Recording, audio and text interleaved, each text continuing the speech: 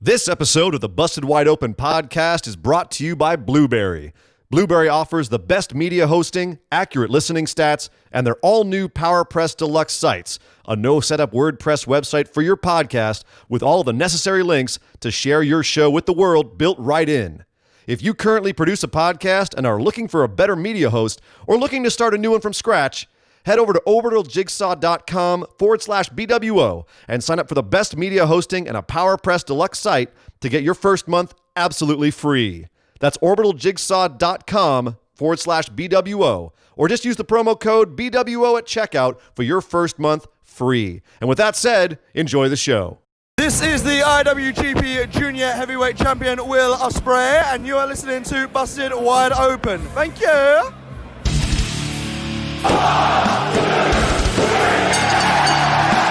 You're listening to the Busted Wide Open podcast, dropping the elbow on the hottest topics in sports entertainment and the world of professional wrestling. With your hosts, Nick Howell and Sir Ian Dangerous. Coming to you from the Orbital Jigsaw Network Arena in sunny Southern California.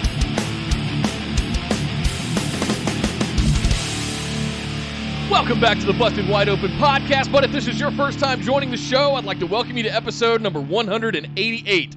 Still not sure how I'm functioning right now after staying up till 7:30 a.m. watching night one of Wrestle Kingdome. My name is Nick Howell.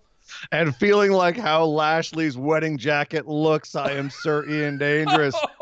And I, too, was up all night watching night one of Wrestle Kingdome.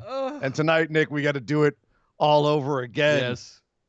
At least it's starting 2 hours earlier tonight. Well, that screws me up. I've got to work tonight. I can't get out of 2 nights of work in a row, so I will actually be at work for the entirety of Wrestle Kingdome, avoiding spoilers, turning my phone off entirely, and then getting home and watching it at 3 in the morning until 7 in the morning again. Nick, this is what we get for loving wrestling. Welcome to everybody to BWO, to Busted Wide Open. Thank you for joining us. We have very much to talk about because it's 2020. It's our first show of the new decade, of the new year. Welcome, everybody, and thank you for joining us, and Happy New Year to each and every one of you. We have a whole week because we skipped our episode that would have fallen on New Year's Eve. We actually now have a little bit more to talk about today, Nick. So we have an enormous show today. We've got Raw, we have AEW, NXT, Friday Night Smackdown, and a couple other things that may have happened a couple of hours ago that, watch out for that. But before we do that, Nick, we got to do some housekeeping, and then we'll get into all of that stuff. Yeah, let's see if I remember how to do all of this stuff. Come over to Facebook, guys, and join us over there. You can search facebook.com for Busted Wide Open. Like our page and send us a join request to get into the Busted Wide Open discussion group with the rest of the phenomenal ones, all of our fans and listeners. That is the hub of our operation where we hang out and interact with everybody.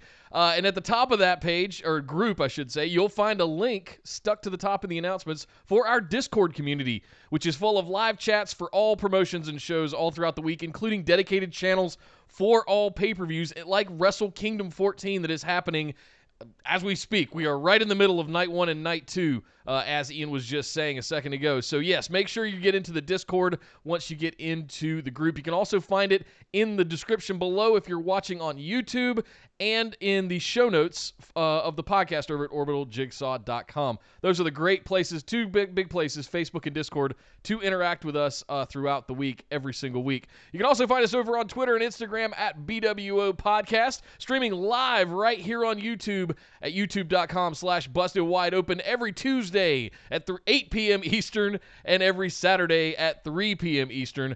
We also do our Patron Mailbag episode on Saturdays. I'm a little rusty, shaking the ring rust, the mic rust off, guys. Also do our Patron Mailbag, which we will be doing today for our patrons, where they get to send in their questions, and we answer them for everybody to hear. Now, how do you get in on that? Well, you head over to patreon.com/BWO. All you have to be in is that $5 tier, just $5 a month, and every single week, every month, you can ask all the questions you want. In addition, you can get access to bonus episodes every month at the $10 tier, some sweet swag at the higher tiers, hell, even Skype calls with Sir Ian Dangerous and myself once a month at the higher tiers. My. You can even go for the whoo Woo! Ric Flair, Nature Boy tier if you so desire. But lots of stuff happening over at Styling and patreon.com profiling. /BWO. Patron. $600 lizard shoes sold separately. Oh, man, Ian, there is so much wrestling to talk about this week. Let's not waste any more time. We have to play catch-up for the new year, but let's kick things off with the big news.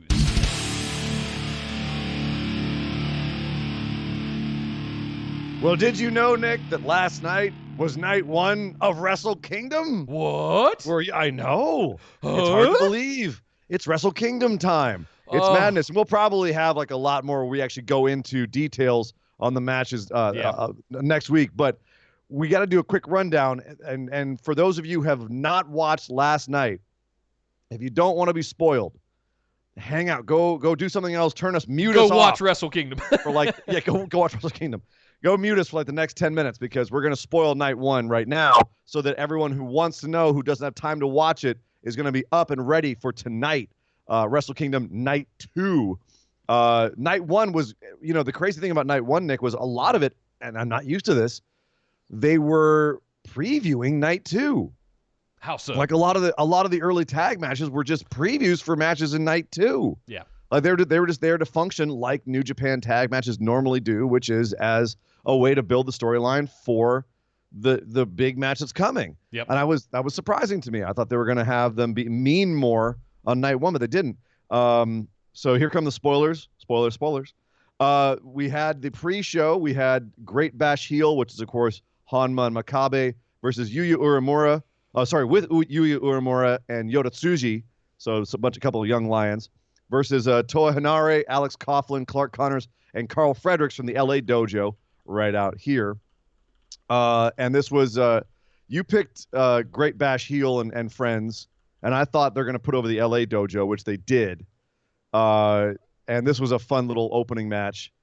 Then we also had Tenkozy versus Yuji Nagata and Manabu Nakanishi, which was basically just a nostalgia match for everyone who likes early 2000s New Japan. You thought Nagata and Nakanishi. I said Tenkozy. Because that's all I know. I knew Nagata and Nakanishi. And Nagata's Blue Justice. I mean, you've got to go with Blue Justice. But I went with Kojima because he's my boy, Bread Club for life, and they did pick up the win there. Standouts for me in these two, Carl Fredericks. Hello, Carl Fredericks. I had not really bought in on Carl Fredericks hard yet, but I'm kind of going in on Carl Fredericks right now. That dude looks legit. He's definitely one of those guys. I feel like they're pushing the hell out of him. He's going to get a big push once he graduates from the Young Lion program. I've seen him live. He's legit. Don't sleep on Clark Connors either. Oh, he's also legit. And then from the other side, Yota Tsuji and Yuya Uemura are also going to be big guys. All of these guys are going to be something. They're all really, really, really, really good. But they're not as good as what started up the main chunk of the show, the main show. Jushin Thunder Liger, the first of 2 goodbye matches where he teamed up. Yeah, the feels began here, where he teamed up with some of his old teammates and he fought against some of his old rivals. It was him, Tatsumi Fujinami, the Great Sasuke, and Tiger Mask with El Samurai ringside. And then he was versus Naoki Sano, who looks like a million years old these days, Shinjiro Otani, Tatsuhito Takaiwa, and Ryusuke Taguchi, who shockingly, Taguchi was the one who pinned Liger at the end of this match. And it's funny because you actually called the opposite. You said that Liger was going to pin him.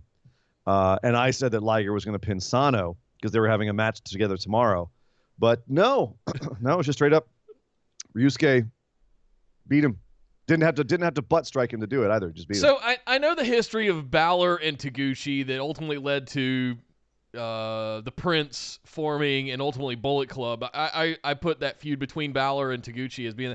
Is there more history with Taguchi and Liger that I'm just not aware of that would make that pin more significant? From way before that, way before that. Yeah, they go way back. If you were watching some of their entrance, all these guys had their entrance videos going on behind them, and a bunch of the videos were of their classic rivalries with Liger. It was like the Liger greatest hits.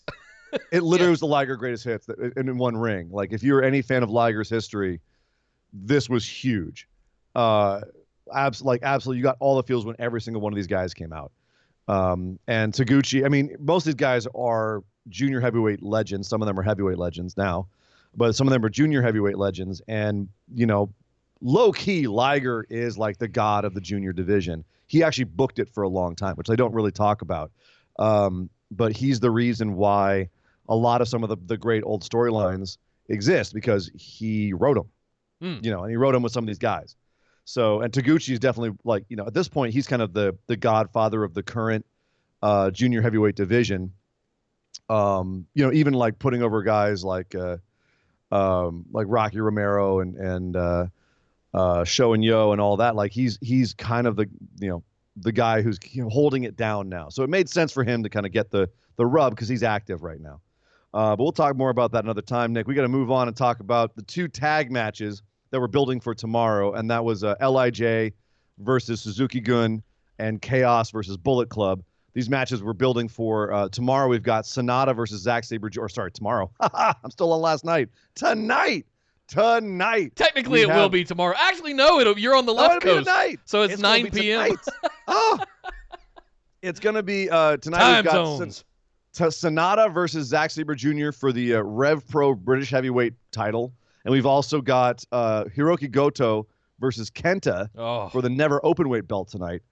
And that might be the somebody might die match. That's going to be they're going to beat the crap out of each other match. It always is with the Never Openweight belt with these guys. I was a fool and picked Suzuki and Bullet Club Kenta to win, but shockingly, no. Los Ingobernables and Chaos both won in these matches, which was shocking. So, because, if you want to handicap things, that means I was a fool. Sonata, I thought I picked Sonata to win tonight. So it makes sense that they, took a L last night. But I thought Gotoh was going to take out Kenta. I really did. But the fact that he was the guy who got the pin last night and stood tall tonight makes me think he's not beating Kenta,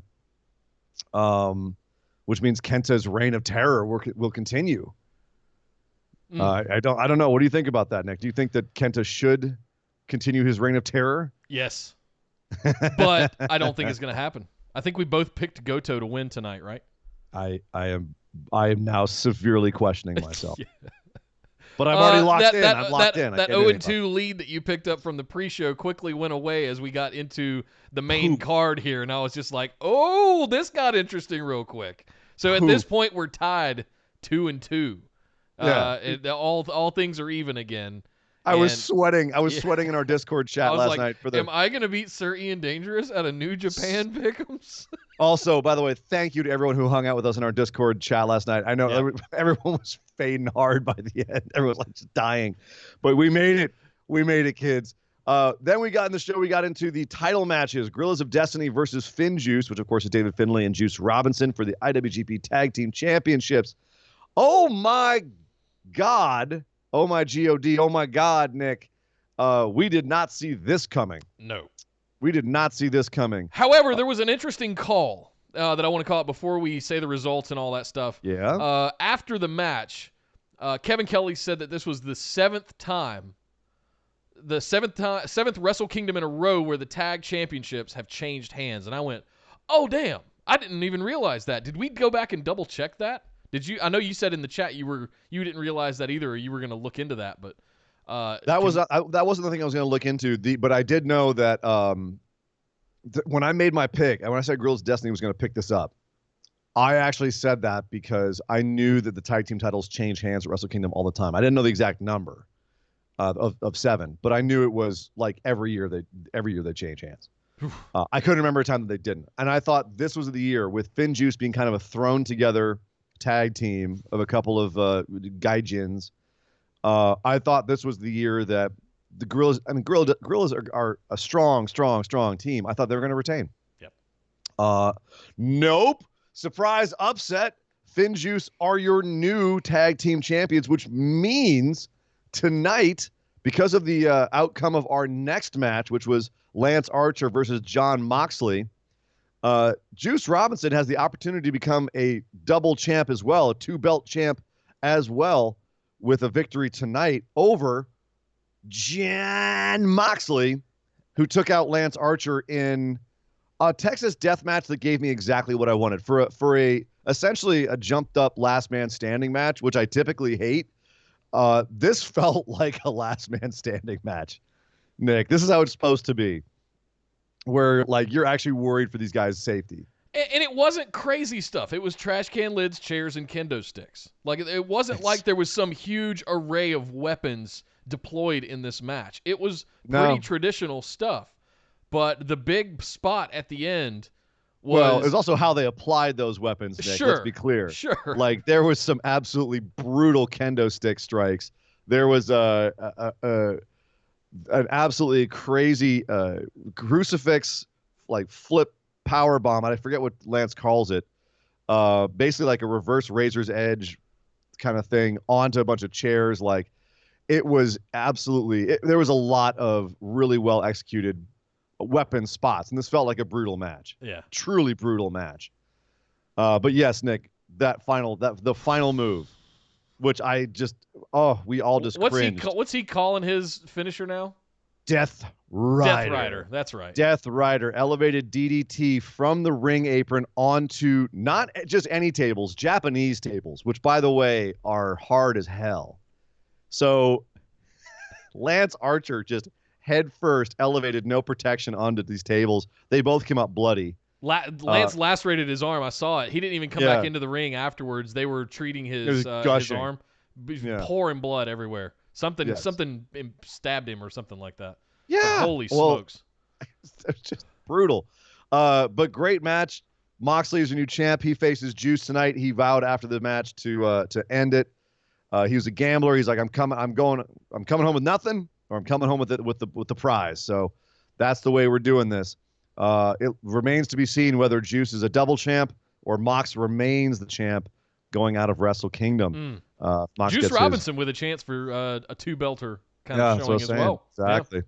Yeah. So next we had Osprey versus Takahashi, which I was pegging as being the sleeper match of the night, and it almost was if the main event hadn't been so amazing. Yeah. This was they did things in this match that are not humanly possible, Nick. Sasuke special gets blocked to the outside of the ring, by the way. Sasuke special to the outside of the ring gets blocked by Takahashi, throws Osprey up the ramp. Osprey, he reverses. He gets thrown, but he lands on his feet, comes running back at Takahashi. Takahashi German suplexes Osprey back through the ropes of the ring into another Sasuke special that hits. That's one of the most unbelievable things I've ever seen. Wow. Just, I have no words for this match, honestly. It didn't go the way that I thought it would. I had a hunch. This was one of those that I was 50-50 on. I wasn't really sure. And I remember on our Pick'ems show last weekend, we were having so much trouble picking this one because, oh, God, it would invalidate his return if they didn't give him the belt. And they had to go this way. Will's going to be fine. They had to. Will be fine. Takahashi did pick up the very emotional win here. Dude kicked out of everything but Stormbreaker. He took the hidden blade like a monster. That like, I actually went, oh God, oh yeah. we were into the oh God, he's killed him matches at this point. So Takahashi did retain. At this point, I started on my comeback. Jay White versus Tetsuya Naito for the IWGP Intercontinental Championship. This was what we've been saying the last few months, Nick. It all comes down to these matches right here. Is one of four people is going to walk out a double champ. It's going to be Jay White, Naito, Okada, or Ibushi will be a double champ. We'll have both of the major belts, the Intercontinental belt and the IWGP Heavyweight Championship belt. And you know what? It's not going to be Jay White. It's not going to be Jay White because Jay White lost to Naito here. Naito gritted it out, hit up a couple Destinos at the end of this, beat up Gotoh, showered everyone with spit. Even red shoes. Even spat out red shoes. He's a llama, as you say. He's a llama. He's a llama. Llama Naito. But Naito takes out Jay White, and he kind of underscores the fact that this is his redemption. You know, if he's able to pull this off, this is redemption for all the other tragedy that's befallen him in his career, which is why I've been calling him to win, Nick. It's my boy. Naito. I can see it happening now. I didn't see it happening before, but I do now. Especially after what happened after the final main event match. Oh, my Lord. Kazuchika Okada versus Kota, but Kota essentially cashing in his G1 briefcase for the IWGP Heavyweight Championship. This might be one of those. I'm anxious to see how many 6+ stars Meltzer gave this match, because it was one of those that it reminded me of how hard-hitting the old Okada Omega matches were, with all of the knee strikes, the V triggers, the Rainmakers, everything. Oh, I went straight to Shibata matches. I went straight to like how hard Shibata and Okada used to hit each other. Ibushi at one point, like Ibushi goes dead sometimes. Like just starts like hitting the I remember in the G1 he had a match with Ishii where he just started neck striking him. He started hitting him in the throat. He did that here.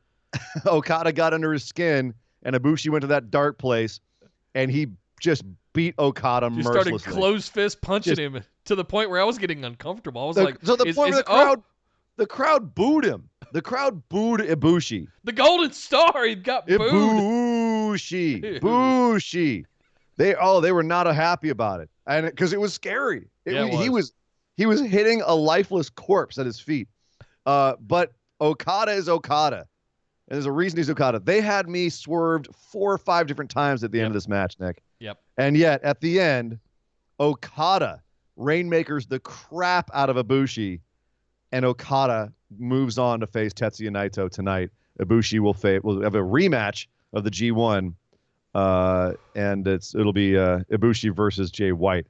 My goodness. I want to go back and watch, after tonight, sometime in the next week, I want to go back and watch the Osprey Takahashi match again, and I want to watch Okada Ibushi again when I'm not dead tired.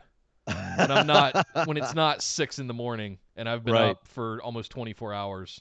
I want to go back and really analyze those two matches, because, I mean, right there on January 3rd, 4th, we might have already gotten 2 match of the year contenders out of those. Isn't that crazy? Gotta love Wrestle Kingdom. I mean, that's what happened last year too. Like right off the bat, Wrestle Kingdom, and they're putting up matches of the year. Freaking Osprey, I just had a fantastic 2019, comes right out in this year, guns blazing. So, and Okada proving why he's Okada. Yeah, great stuff. Great first night. I'm very much looking forward to tonight. Lots of things up in the air. Lots of titles up in the air tonight. Plus Jushin Thunder Liger's final match, and referee Tiger Hattori's final match. So, but Nick, we have so much more to get to. We hope you enjoyed Wrestle Kingdom as much as we did, but there's plenty more to talk about, starting with Monday Night Raw.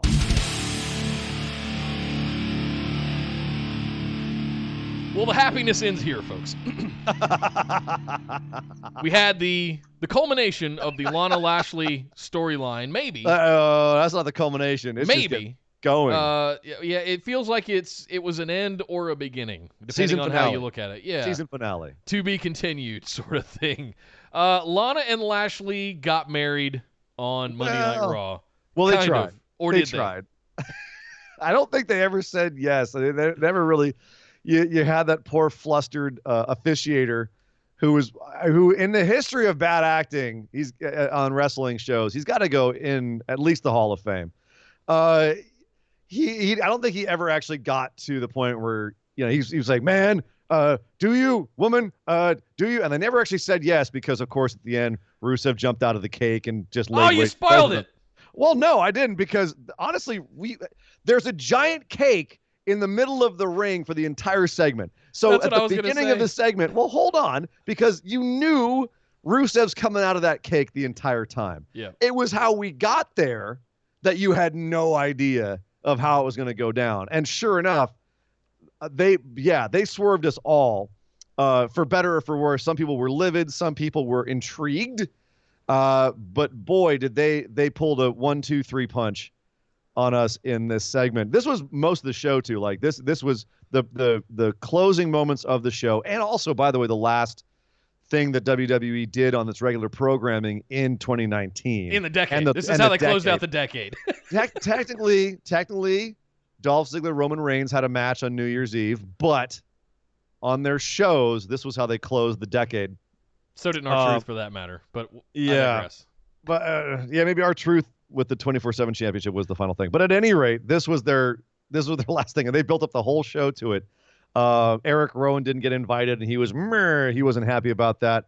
Lana had everything getting set up, including Bobby Lashley with a tuxedo jacket with no shirt and no sleeves. Which, of course, Lashley. Of course.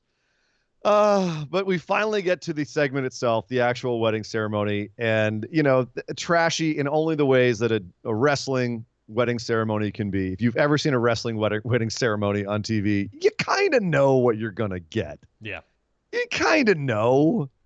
And sure enough, as soon as we get to the part where they say, does anybody have any reason why these two should not be married? Oh, boy. Out comes Lana's first husband. What? And he's like, yeah, I married Lana when I turned 18, and then she left me for Rusev. Okay. All right. An interruption, but nothing too crazy. Lashley's first wife came out, and she was like, yeah, I met Lashley when he was in the military. She gets taken out by Lana. It's cleared. We've had a little chaos, but everything seems to be back more or less on track. Everyone's a little flustered, a little rumpled, but that's nothing too crazy as far as wrestling weddings going. Okay, yeah, previous husbands and wives coming out to interrupt. That's kind of par for the course. So point of order here. We're at this point, I remember specifically looking at the clock going, it's already like 10 past. Yeah. We're already 10 minutes over, and they traditionally have run anywhere from 5 to 15 minutes over on some of the bigger shows like this. But I'm sitting here going, Rusev's still in that cake. Like, how are they going to land this plane? He's got a snorkel in there. He's like, oh man, come on, Machka already. But we weren't done with the surprises just yet, no. Because one more person interrupted the proceedings. And this is the big story of the segment, by the way. This is what all of this has been building to. That's why I gave away the Rusev coming out and laying waste at the end of this. This is what I was getting to, Nick. Liv Morgan comes out, the newly repackaged, blonde, elegant, coming out to show you who I really am. Yes, you're gonna see the real me, the real Liv Morgan. Been building to it for months. We've all thought maybe she's gonna be Sister Abigail with Bray Wyatt, or they'll give her something cool to do. She comes out, Nick. She walks to the ring. She says, I can't let this happen. I can't let someone that I love do this thing. I can't let someone that I love get married when it's just not right. I don't understand why this is happening. And Lashley says, we've never had any kind of relationship. And she goes, I'm not talking about you. I'm talking about Lana. So Liv Morgan's repackaging after all this time, Nick, Liv Morgan's repackaging is as an angry, lesbian, jilted lover. Here's what I'll say. If some people watch Total Divas, some don't. And they spent a lot of time this season of Total Divas with Sonya Deville and her interactions with Ariana, her fiance, girlfriend. They spent a lot of time between her and Ronda Rousey from earlier in 2019, the back and forth exchanges they had on social media that we all kind of thought might lead somewhere. Ooh, are we going to get an MMA ladies feud? Excited. Never went anywhere. We went to the point where she pitched the lesbian angle storyline between her and Mandy to creative, and we even saw that get shut down. Yeah. And we got little hints at it because I think she did. Yes. They might have gone off script and tested that just to show what it could potentially be. And we all got kind of excited about it because LGBTQ representation. Like we want that to have it. I think you and I even said on the show, Nick, is like, it'd be nice to see an LGBTQ storyline, but we don't know that we trust WW to tell it well without it being trashy, without it just being, she's gay, stupid gay. You know what I mean? Like, I still don't trust WW to tell that storyline. And frankly, here, they gave a big, fat, Sharpie underline to everything, every reason why I don't trust them to tell that storyline. Yep. So it was very apparent on social media after this segment debuted or aired that Sonya was not very happy about this. No. Mandy was not very happy about this. No. And it's funny to me that here you have someone who is legitimately out and is open about their sexuality and is already in the WWE and could handle things appropriately, like would know the things to say, the moves to make, the way to navigate that landscape properly. Nope, you're gonna take someone else that was mostly irrelevant, unfortunately, dye her hair blonde and put her in a pantsuit and trot her out to have one with another blonde. Vince, you're just showing your hand, man. Was this, was this Vince or was this Paul Heyman? Because remember, Paul Heyman had his own share of this kind of storyline back in the 90s as well. This is definitely could be a Paul Heyman special right here as well. It's only a matter of time before Rusev grabs Lana and Liv and says, "I'll take them both." If anyone remembers that Tommy Dreamer moment back in ECW. That's Paul. Okay, so Vince is the two blondes, but that's Paul. Oh, right. Well, you got the two of them working together, and you get both of their predilections. But I guess my point here is that, Sonya, there was no guarantee they were going to tell Sonya's story appropriately, although at least you would have had someone who is, legitimately part of the community playing the role. Now you don't. And so right off the bat, you have an air of illegitimacy to the storyline. But it's also, could they somehow come around and make her like a realistic character who just so happens to have, a blurred sexuality? Like Lana even posted on Twitter how, sexuality is a rainbow. It can be many, you can be many, everyone. It's not black and white. So great to try to explain to people that it's not like you either you like men or you like women. It's not like that. You can have it both ways. You can be many different things. It's on a spectrum. So at least from that standpoint, the fact that they're pointing that out, I'm not even going to give them credit for that. Like, at least that's there. But I don't have a whole lot of faith that going forward, Liv is going to be treated, like a normal wrestler who just happens to be gay, which is what they seem to want to do with the Sonya storyline, which is, and it got nixed. And Sonya's girlfriend also wasn't really comfortable with it too, which I should point out. That's fair. But the thing we were talking about with the Sonya Mandy storyline was, can we do this as though it were just any other love story, right? Like what they're doing now with Mandy and Otis. Can we play this as though it's just any other love story, or does it have to be just covered in they're gay? Though, kind of like the women's revolution, where you can't just start having women in the main event. You have to make it a big publicity stunt. And every time you have women come out and have a match, you have to be like, they're women and they're wrestling. Ooh. It can't just be there. I don't want to give anybody that much credit. I want to keep it as simple 12-year-old locker room as I can, and it's Vince wanting to see two blonde chicks make out. Absolutely. That's simple. The problem. We can sit here and speculate and overcomplicate this, but that at the bottom line, that's really what this comes down to. He wants to see him get into little hair-pulling cat fights and end up making out somehow. Which is what they did. They had two chicks fighting, and Lana and Liv got into it in the ring, and both their skirts went flying up around their necks. And we ended up having end up in the cake, Right. And by this point, Rusev's out. And at this point, we burst out of the cake. Like, is it potty time yet? Oh, yeah, okay, and he's going right. So on the one hand, you have basically a typical wrestling wedding, which, I expect trashy, I expect chaos. I got those things. So on the one hand, did they execute a wrestling wedding the way I expect them to? Yes. They absolutely did.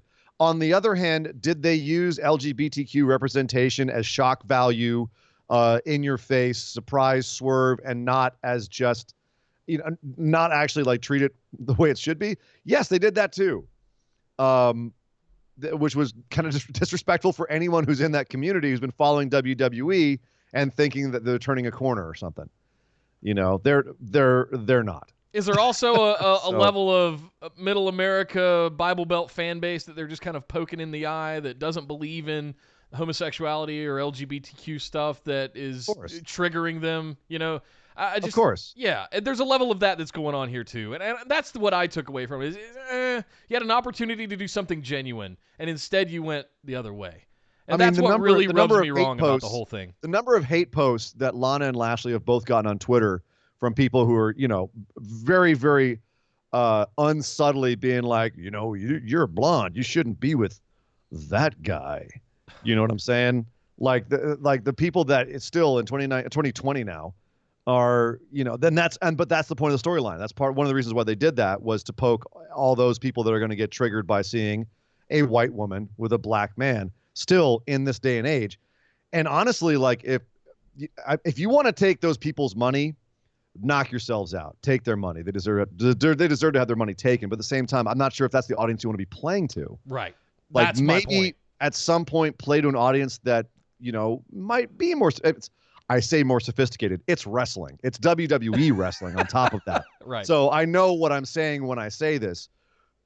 But at some point, do you have to evolve, Nick? Yes, you do. I guess is what I'm saying. So this didn't feel like an evolution. This felt like a throwback. We all wanted the Attitude Era back, right? Here you got go, it. kids. This was definitely prime Attitude Era. Lap it up, pal. And I don't mean that in a complimentary way. No. Some other stuff on the show actually was good, though. We had Kevin Owens come out and get beat up by AOP with Seth Rollins. Seth Rollins gave a nice little promo about how it's just not his fault. Owens was out first, and then then Seth came to the top of the ramp and basically said, it's none of my fault. I'm just, I'm kind of like a messiah, just trying to, do what's right for everybody. And you just I was CrossFit Jesus, now I'm wrestling Jesus, Now I'm just Jesus. I'm just Jesus. I'm just Jesus. And I brought my two thugs from the crosses. My disciples. We all going to come at you. My disciples of pain. That's right. So, of course, AOP rushes the ring. They all start beating up Kevin Owens. But who should come to the save? But Samoa Joe, who, of course, also has some recent heat with AOP. They put him through a table. He ain't going to talk on the mic no more. Now it's both their asses, Nick. And he came out with a kendo stick and laid waste to a huge ovation, one of the biggest pops of the night. Yes. Has this been, we always talk about how they have a hard time keeping them in their pants in WWE. They have a hard time building good storylines. They've built this pretty perfect, Nick. You know what the best part of this whole thing is? What's the best part of this whole thing? There's not a belt in sight. It's just a genuine feud. It's just blood feud. It's just wrestling. And there's no titles or stakes or any of that kind of stuff. Just this. You've got Kevin Owens, Seth Rollins, AOP, Samoa Joe, Rey Mysterio's kind of orbiting out there somewhere. And this whole thing, there's not a title in sight. And I love that. Absolutely love that. It's beautiful. I mean, the U.S. title's even gone now because, Andrade's got it. And we can't have a title on it because Brock's gone. Who knows where he is or when he'll be back. He'll be back in a couple weeks. Who's facing him when he comes back? Who knows? Drew McIntyre. But this is great. And they've built this all the way through the Seth's heel turn. And I love the fact that he's now this Messiah complex mastermind heel. In my opinion, the heel he always should have been coming out of the Shield, where he was supposedly the architect. He now feels like the architect, Nick. He feels like a schemer, a guy who will tell you all these things to your face and then do the exact opposite behind your back. And he's playing everyone against each other. But he's just not ready for the primal force that is Samoa Joe. Yep. I'm loving this. Yep. This is really good stuff. This is really good. Samoa Joe, too, is something we haven't seen in quite some time. So I'm anxious to see how this goes. We haven't seen it in WWE, I don't believe. That's, yeah, you might be Except right. for maybe a brief flash at one point. I'm trying to think back. I feel like there was a U.S. title flash at some point where he took it off. No? He was kind of face against Brock. Yeah. Ish. This is I love it. Loving it. That's really all I have to say about this. I love Joe as a badass face. I love him and Kevin Owens as a team. I love them facing off against Seth Rollins and his awesome new character, and the fact that he's now AOP or his goons and they're legit AF. This is good stuff all around. Yeah. Also good stuff. Allister Black and Buddy Murphy have their rematch.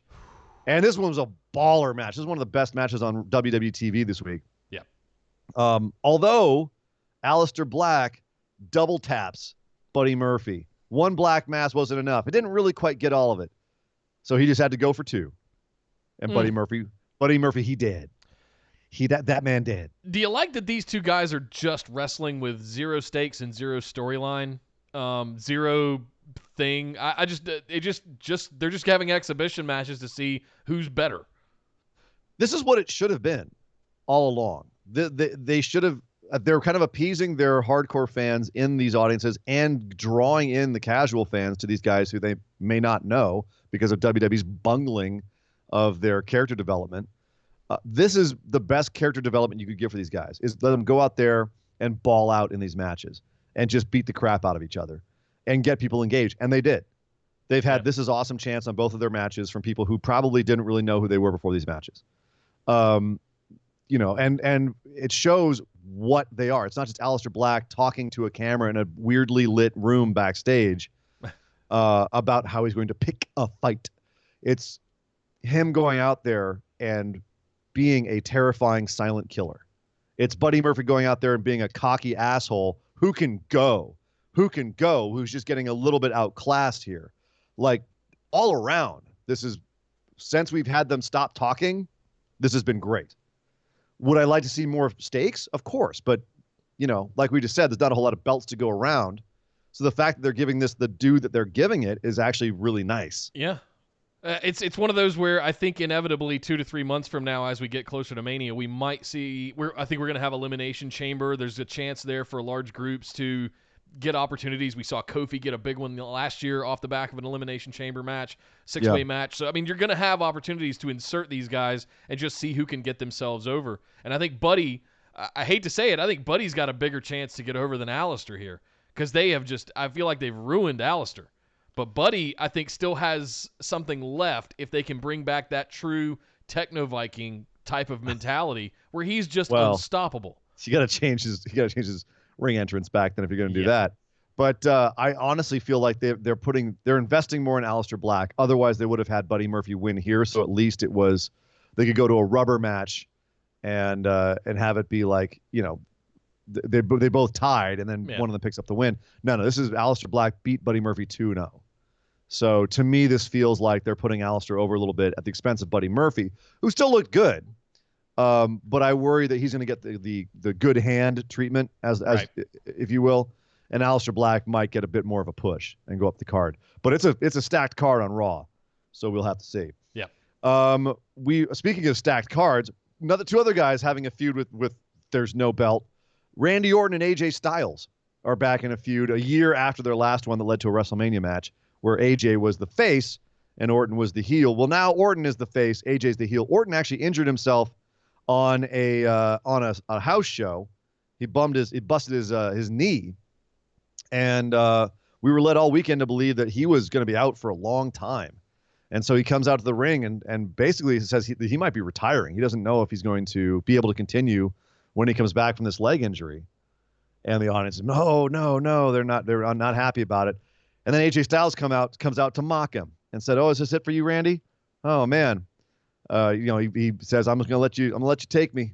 Puts his hands behind his back. RKO me. I'll close my eyes. Go on, buddy. Look, you have your chance right now. No, I guess you really are injured.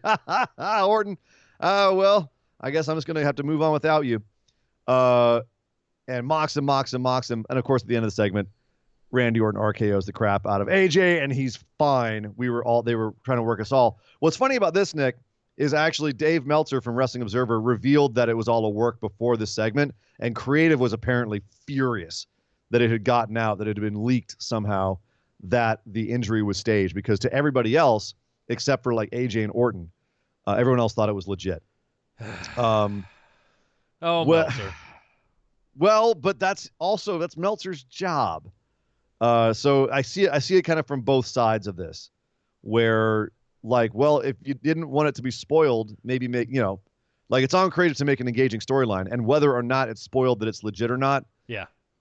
You've got to make an engaging segment. And it was fine. I thought the segment was fine. I'm kind of wondering where it's going now, though, Nick. Again, no stakes, no belt. Are we heading towards a WrestleMania match? That's 3 months away. Can they build it that long? What are we heading towards with this? I think we'll know better February 1st. I think we'll know better post Rumble, because I think this month is all about setting up the Royal Rumble, And I think coming out of that is normally where we really shifted into a higher gear from the booking perspective of how we're going to get to WrestleMania. We didn't really have the WrestleMania. I mean, like, we had the big top of the card stuff, but even that shifted as recently as like 6 weeks out of Mania. We saw Charlotte get inserted into the women's match last year. We saw what else? We saw Kofi coming out of Elimination Chamber and that series of gauntlet matches he had to go through to get his shot at Daniel Bryan's World Championship. So I don't know if we can call it this early anymore. You can start predicting like who's going to win the Rumble and maybe be in that top title match, but at this point, we know Becky and Asuka are entering into a feud. Yep. We have that's coming, but that's about it. Yeah. We don't know much more yet. And speaking of that, Becky said she will not re-sign her contract until she gets that match with Asuka. So she's having a match with Asuka at the Royal Rumble for her title because that's her one blemish. And so that's official. Becky's going to have that match at Rumble. Should she lose that match, Nick? I don't Should know. Becky lose that match to give her something to do to WrestleMania, or you can't ask me that right now. Okay, It hurts to have to answer that because neither one of them can lose. But I think Asuka's going to win. Wow, I won't give my opinion, but I think that's going to be an interesting match, and I'm glad they're doing it. It will be very telling the outcome of that match as we go forward. What I was just saying. Yes, that's. I think that goes without saying. Right. A few more things on Raw. The Street Profits beat the OC straight up. The OC, of course, crowing about how they're the only ones who've ever beaten the Viking Raider War Machine, the current champs. Looks like we're heading into a triple threat in the tag team division based on a promo that the Viking Raiders cut after Raw. And also Booker T has been like saying he might manage the Street Profits. Can you imagine the Street Profits with Booker T as a manager? Why?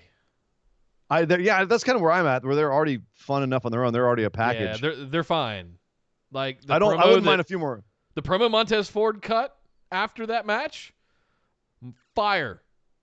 We want the smoke, and he just came into the camera and just, oh God, yes, more of that, please. Montez Ford is a damn superstar, and I mean, light the fire under that dude and just turn him loose because holy smokes, they kind of did. I know, but it still feels like they're holding back just a little bit. You have to. Where's he going to go? Look how much else there's. Like what we're just talking about. There's so much talent on Raw right now. Like they're pairing off AJ and Randy just to give them something to do. You know, so they're right where they should be in a triple threat. Nick, your tag division's doing well. Why would you want to send him off on a rocket ship when you've got 3 tag teams, 2 of them who are your favorites, and one of them who also you're kind of your favorites as well. You just don't crow about them quite as much. In the Street Forgotten Profits. Sons? Oh. No, Nick, not the forgot. Sorry, I forgot all about them. God, you got me right off the rails. God damn it! All right, Andrade Cien Almas had a match with Ricochet. Ricochet, of course, getting screwed up by Zelina Vega. Andrade picks up the win. This is, of course, after Ricochet saved a local talent from being murdered by Andrade. I wouldn't mind an Andrade-Ricochet feud, although I don't think Ricochet is winning that feud now that Andrade is the U.S. champion. But that would be some good matches. I have to say, when Ricochet's music popped to come out for the save, I also popped. I was like, oh, yes, please give it to me. Put it in my eye holes. Did you pop at the kapwing or did you pop at his music? The kapwing. Right. That's why Vince did it. We all went, oh God, really? An actual literal Ricochet at the beginning of his song? The glass shatter. Right. Exactly. It's the punch moment. Yep. It's the moment you go, boom, where you like, do you smell? If you smell, oh Jesus, he's coming out. Yeah. So that's as Ricochet gets more, over with the fans, the more that's going to pop people when it happens. So what do you know? Vince got one right. Drew McIntyre beat the crap out of Ryder and Hawkins in a full-on squash match. So they're making McIntyre look strong with, everyone that they've got in the back. Fine. Where are we going with McIntyre? He's winning the Rumble. Where are we going? He's not, really, you think? Yep. McIntyre, they haven't done anything to build him towards a main event at WrestleMania. Oh, well, you can have Roman win again? See it. Well, he did announce that he will be in the Royal Rumble on SmackDown. I'm not saying. I'm just saying. Charlotte had a match with Natalya. It was a match. She said she'll be in the Royal Rumble. Okay. And then finally, Francis Kip Stevens, a local enhancement talent, got murdered by Eric Rowan after trying to look in the cage. You know, you've seen it before. You've seen it every week for the last few weeks, but you have not seen Eric Rowan's shirt. Eric Rowan's shirt wash. Rowan's shirt wash. To finish off Raw, Arcona, Russian folk metal. Going back to his roots, is old Eric Rowan here, going back to some folk metal. That's his bread and butter right there. This time it's Arcona, who I'm actually not really aware of. I've been listening to a lot more of like Finnish stuff lately. Yeah. Like some like expansive Finnish. Back into the Scandinavian black metal. Yeah, I'm doing like a lot of I'm doing Insomnium, but I'm also doing a lot of like Swallow the Sun. Yeah, so maybe I gotta go listen to some Arcona and see what's up with that. But that is Monday Night Raw, Nick. There's so much more wrestling to talk about, which means we got to head over and discuss AEW.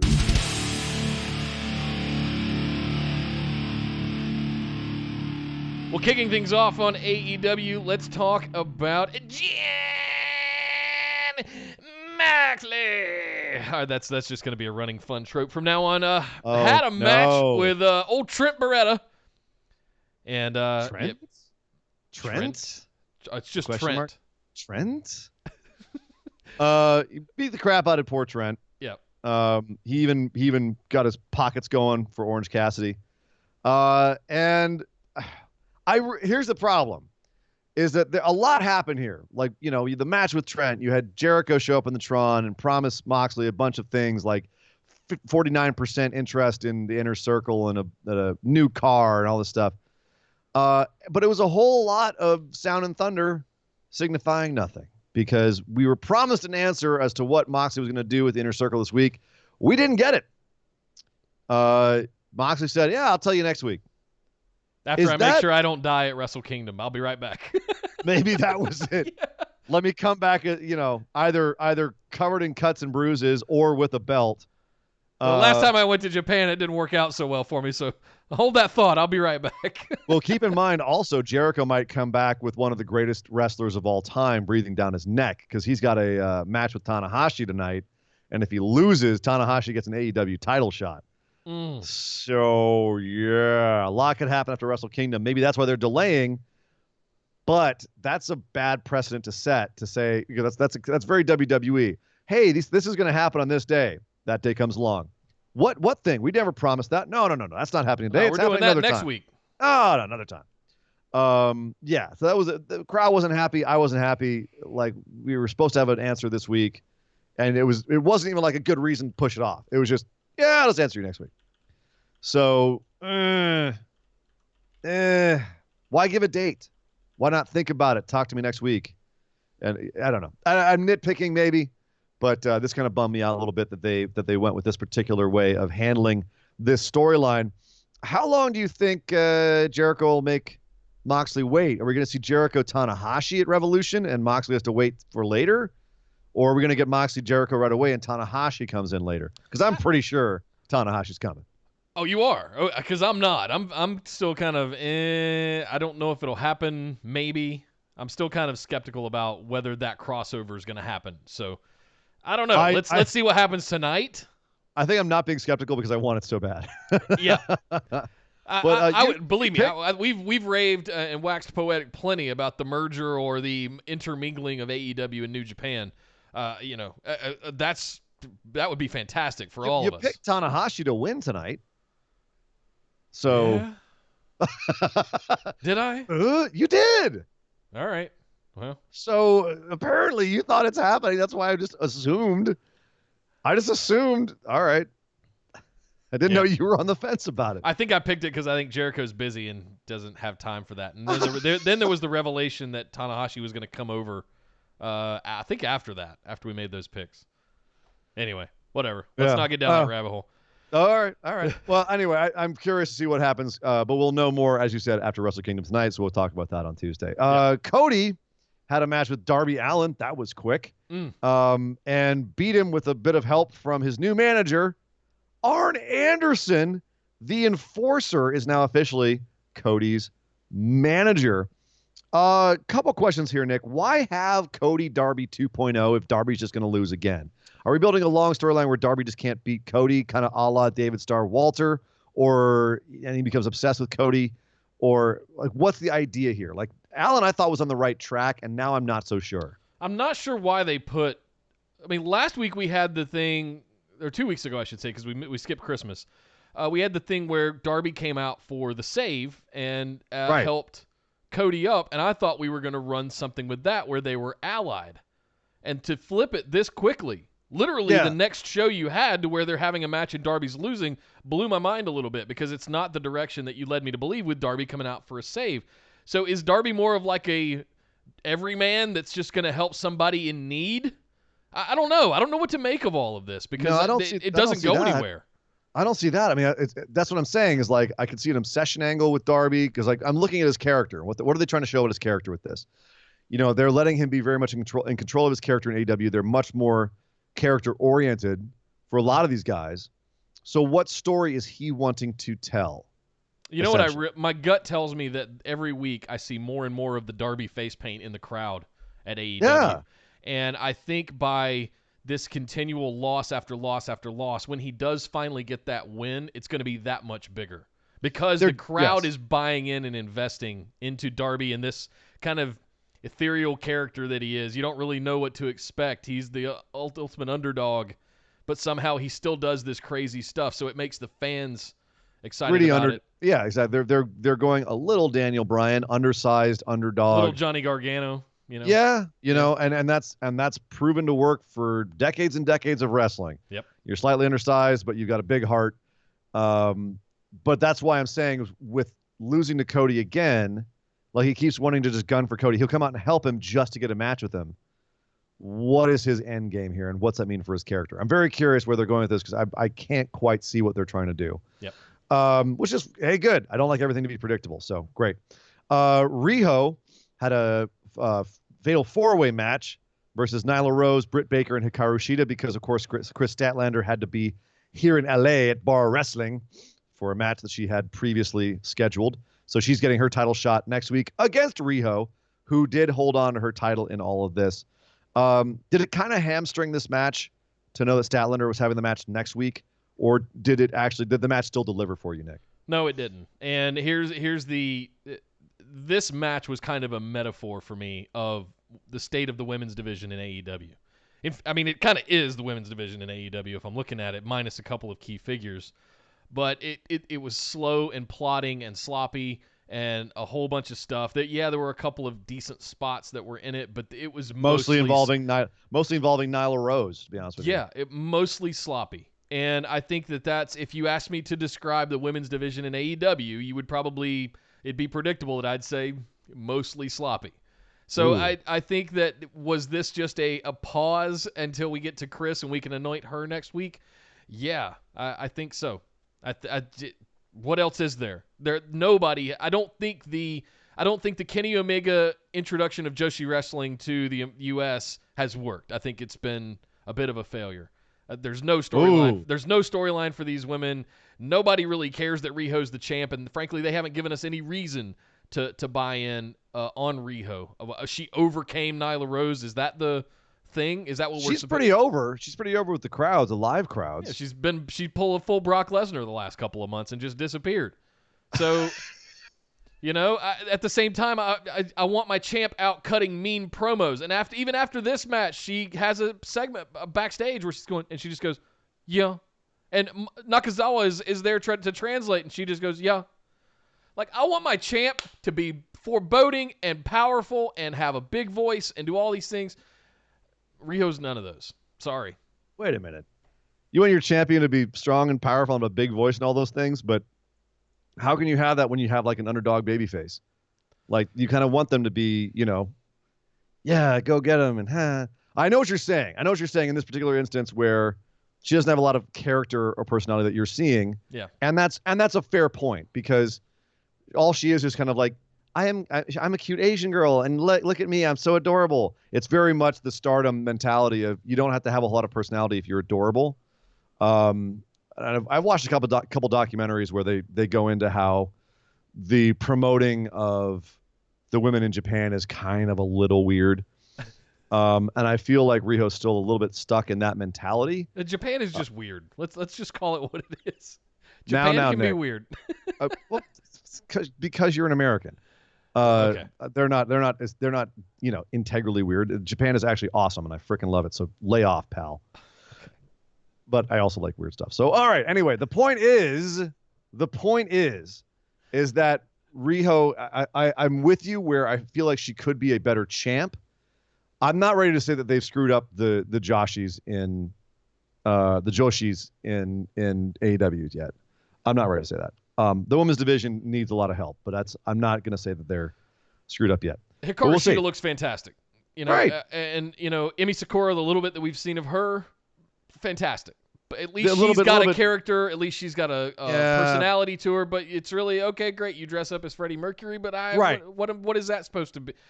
Tell me a story. Give me a reason to give a shit. Well, the problem was the story that they told with Emi and Riho wasn't well told either. No. Where they went back and forth on, well, is Emi trying to kill her? Is she mad at her? Is this just like the teacher being mean to the student to try and make the student better? What's the story? We don't know. So, and they kind of went back and forth in the match too. So at any rate, we'll see what happens. We had some more stuff on AEW as well we got to get to.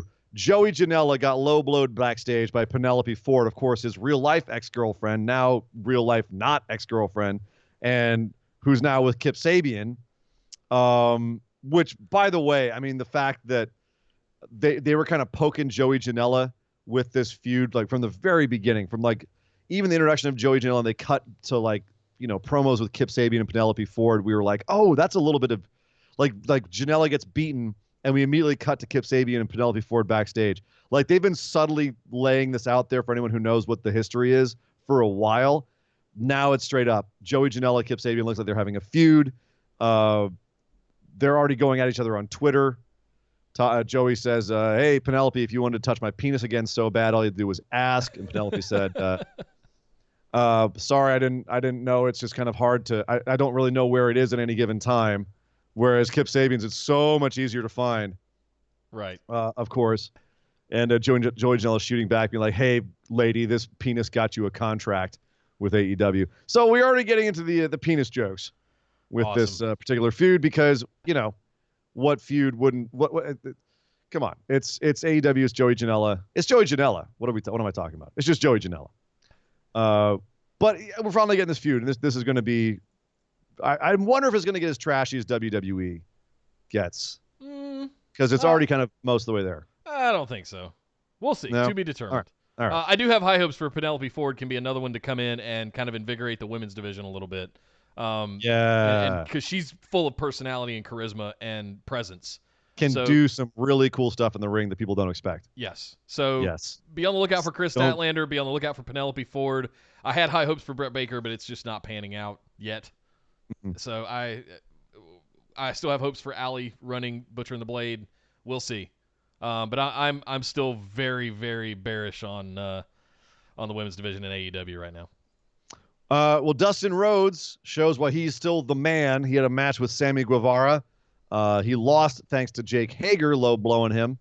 But my God, let's take a second to talk about Dustin Rhodes. Putting over the young kids right now, putting over Sammy Guevara, going out there having a great match with him. This match, because it took place in 2020, officially means that he has now had matches in 5 different decades, Dustin Rhodes. And he's still able to go out there and have a banger match with a kid who is as energetic as Sammy Guevara. Wow. Yeah. Wow is really the right thing to say. Like, I'm so glad he got out of WWE. He's over doing stuff like this in AEW, looking good, putting over the young talent. Mwah. Yeah. That's really all I have to say about this. I'm looking forward to him versus Hager, but when he gets his hands on him. But yeah, I actually thought we were going to go a different way with Hager, but I'm not mad at this. No. I'm curious whether they're keeping him out of a lot of action, but we'll see. MJF gave Corey his stipulations for their upcoming match. Cody. What did I say? Corey? 4 hours of sleep. Corey Rhodes, the illegitimate 4th redheaded stepchild of the Rhodes family. Dustin, Cody, and Corey. Hi, I'm Corey Taylor. I'm the illegitimate son of Dusty Rhodes. I would actually believe that if that came out. He's a redhead. Yeah. So stipulations. Cody cannot touch. He cannot lay a finger on MJF until the match at Revolution. That's 2 months, a month and a half. Cody has to have a cage match with Wardlow, which I'm gonna stop right there, Nick. You know me, and I'm usually kind of, as you say, bearish on cage matches these days because so often it's just two guys who are supposed to wanting to beat the crap out of each other in a cage, and they're always trying to run out of the cage and escape. Yeah. You know what's a great reason to have a cage match? When you're trying to lock somebody into a cage with a monster, and then they have a reason to try to want to get the hell out. So if you have a cage match, and it's just basically punitive, the whole idea is that MJF wants to punish Cody, so he's going to put him in there with his massive enforcer Wardlow. Now I'm interested in a cage match. Now the cage match has a reason to exist. Now we have a story. The final stipulation, and this is this is good old school wrestling right here. This is some Terry Funk stuff right here. MJF gets to whip Cody. Cody has to get on his hands and knees, and MJF gets to whip Cody 10 times. And if all these things happen, then Cody will get his match at Revolution. How bad does Cody want to get his hands on MJF? And MJF's playing. Oh, that pot stirring. Oh, that pot stirring. Oh, this is good stuff. MJF is a treasure. Yeah. We're gonna look back on him in 20 years and just be like, holy shit, what a generational kind of guy that he turned out to be. Because we haven't had somebody that could promo like this in quite some time, and have this level of presence. We haven't seen a lot of ring work from MJF since AEW started, and a couple of months ago, 3 months ago now. And that's what I'm curious about. Let's get him in some matches, but I'm not mad at the fact that he hasn't had a lot of matches either at the same time. So I'm in this weird kind of, oh my God, I love MJF, but I'm questioning it because I don't want to overinvest, and then, it turns out he's not that good. The hilarious thing about MJF is I feel like he's going to have a really long career. Yeah. Because part of his character is not getting into matches, right? Part of it is just running his mouth and making money and then not doing matches, and that's part of his heel persona. Yeah. So his body's going to hold up pretty well over the years. I think I said in the Discord chat during the show, I got a lot of early era Y2J vibes off of this promo from MJF.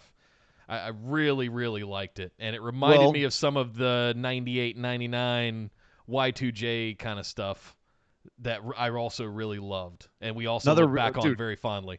And how great is it that Jericho and MJF are in the same promotion, so MJF can just, pick Somebody's Jericho's brain. Is what I'm hinting at. Exactly. Exactly. Also, who went to school was the Lucha Brothers in Pac. They had a match with Kenny Omega and the Bucks, who have been making the storyline with the Bucks and Kenny right now, the Elite. The storyline is that they have not been doing so good since AEW started, and they want to get back on track. And that was kind of the storyline for this show, the through line. And it culminated in this match where they show that they are still the Elite, and they put down Lucha Brothers in Pac. But there was a little something going on with Hangman Page. He was over on commentary. He was drinking. When they won, he didn't go to the ring and celebrate. He just kind of gave him a thumbs up and wandered off. Before this, he wandered into Private Party's club, I guess. Right, yes. And just goes up to the bar and starts making himself a drink. And Isaiah and I can never remember their names. I feel so terrible about it. It's Isaiah and mouthful of water. Private Party comes in and makes himself a whiskey on the rocks, and they take it away from him, and he snatches it back anyway. Has some words, blah blah blah. Whiskey on the rocks. That's some real cowboy shit right there. Yeah, it is. Goes out and watches this match, and if you've been watching Being the Elite, they've been hinting at he's not dependable. Maybe we need to kill the Elite as a thing. So there's all of this stuff, this controversy going around right now around the Elite. So it'll be interesting to see how this develops, because I'm investing in this more and more as I watch it. And again, to preach what we've been preaching, you almost have to be watching all the AEW Dark and Being the Elite stuff to be in the know on these kinds of things, because they're still not doing it on Dynamite. And I think this week they did a better job of telling us enough. Yeah. On Dynamite. If you want all the nuance, you can watch all the YouTube stuff, but you're getting the general idea on this show. Like, at least with this week was better. And I am kind of used to having to pick up the scraps all over the place from New Japan. This is nowhere near as haphazard as that, where you have to like watch all the promos and watch all the, like a lot of stuff to try and catch all the nuance. Here, at least they're doing a better job now, I feel, of getting what you need on the show. Yeah. So I like what they're doing here, the layering of multiple different storylines, like Hangman kind of falling apart, the Elite trying to get their footing again. I have a feeling that they're just like having a little upswing this week to have a major downswing later. I'm loving this. That's all I feel on the right track for some interesting storytelling. Yeah. So liking all that. This week, the dark matches we'll be getting this week are Austin Gunn, which is, of course, Billy Gunn's son, and his dad. So Billy and Austin Gunn versus Shawn Spears and Preston Vance. Shawn Spears still trying out the tag division and seeing how things are over there. Awesome Kong's going to have a match against Skylar Moore. I think we all know what's going to happen there. And SCU, all three of them, versus the Hybrid 2 with Kip Sabian. Hybrid 2, of course, being Angelico and Jack Evans. So that's going to be on the dark match, AEW Dark, this week. Nick, not for a solid AEW show this week, I have to say. But then again, they didn't have much competition over on NXT.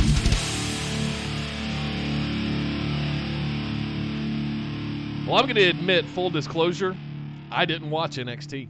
And you know what, Nick? As soon as I figured out that it was just going to be their awards that I could go read in 5 minutes, I saw Pat McAfee. I was intrigued. I was tempted to watch it because, any guy that wears a sport coat, a suit with shorts, has my attention, and I enjoy that. He has Michael Cole's attention, too. He got yelled at WrestleMania for doing that. Cole was furious at him. Furious. Anyway, I said it was Kathy Kelly, Sam Roberts, and Pat McAfee, basically on a green screen set in a studio somewhere, doing the annual awards for NXT. Well, this is what I had to say, Nick, is you said you didn't watch NXT, but if you watched NXT at all this year, you did see the show because it was a recap show, and they showed highlights from some of their matches of the year, and then, of course, they gave out their awards for all the year-end accolades. And let's run those down right now. The matches of the year that they showed pieces of during the actual show. Number 3, third best match of the year, as voted by the quote-unquote fans. Street Profits versus Forgotten Sons, Undisputed Era, and Birch and Lorcan from TakeOver 25. Yeah, they reminded me that this was at a really like baller tag match. Like just nonstop action, absolute insanity. And that Street Profits win was real tasty. Yep. Like that one didn't make our picks for the Busties, though, unfortunately. No, it did not. The other two did, though. Yeah, well, the other two definitely did. Yeah.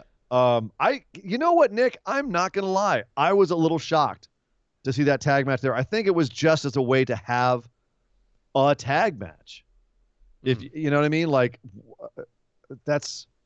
What was there another match you think should have been here instead? Yeah, it was the one I picked. It was the Viking Raiders versus the one earlier in the year in February where they won the titles. No, but that was on main roster though. Never mind. Yeah. No, I can't think of a tag match. Or is this just overall? Well, I'm saying like they put this in here to have a tag match on their top matches. Yeah. Right? Look at their top 3 matches. We had this match. Number 2 was the Women's War Games match, which superlative. I can't really argue with that. Sure. Yet, actually, not all the women because half of them were eliminated or just didn't come into the ring. There was a heel turn and one of them was taken out. So it wasn't even all the women. It was like 6 women. And number 1, kind of unsurprisingly, I think, Adam Cole, Johnny Gargano, 2 out of 3 falls at TakeOver Toronto. Yeah. Well, yes. Except this is NXT. Where was Tyler Bate versus Walter? Which I would argue that was my match. That was my WWE match of the year. I recall, I believe, for our Busties. Is there anything else was that on regular NXT or was that UK? That was UK. So I don't see anything in here was NXT UK. That's kind of what I'm saying isn't NXT UK NXT or is it not? Obviously they built this so that you could have a tag match, a women's match, and just a match, the men's match, but no Tyler Bate Walter. They're out of their damn minds. not having that on there. But again, like I said, I get it.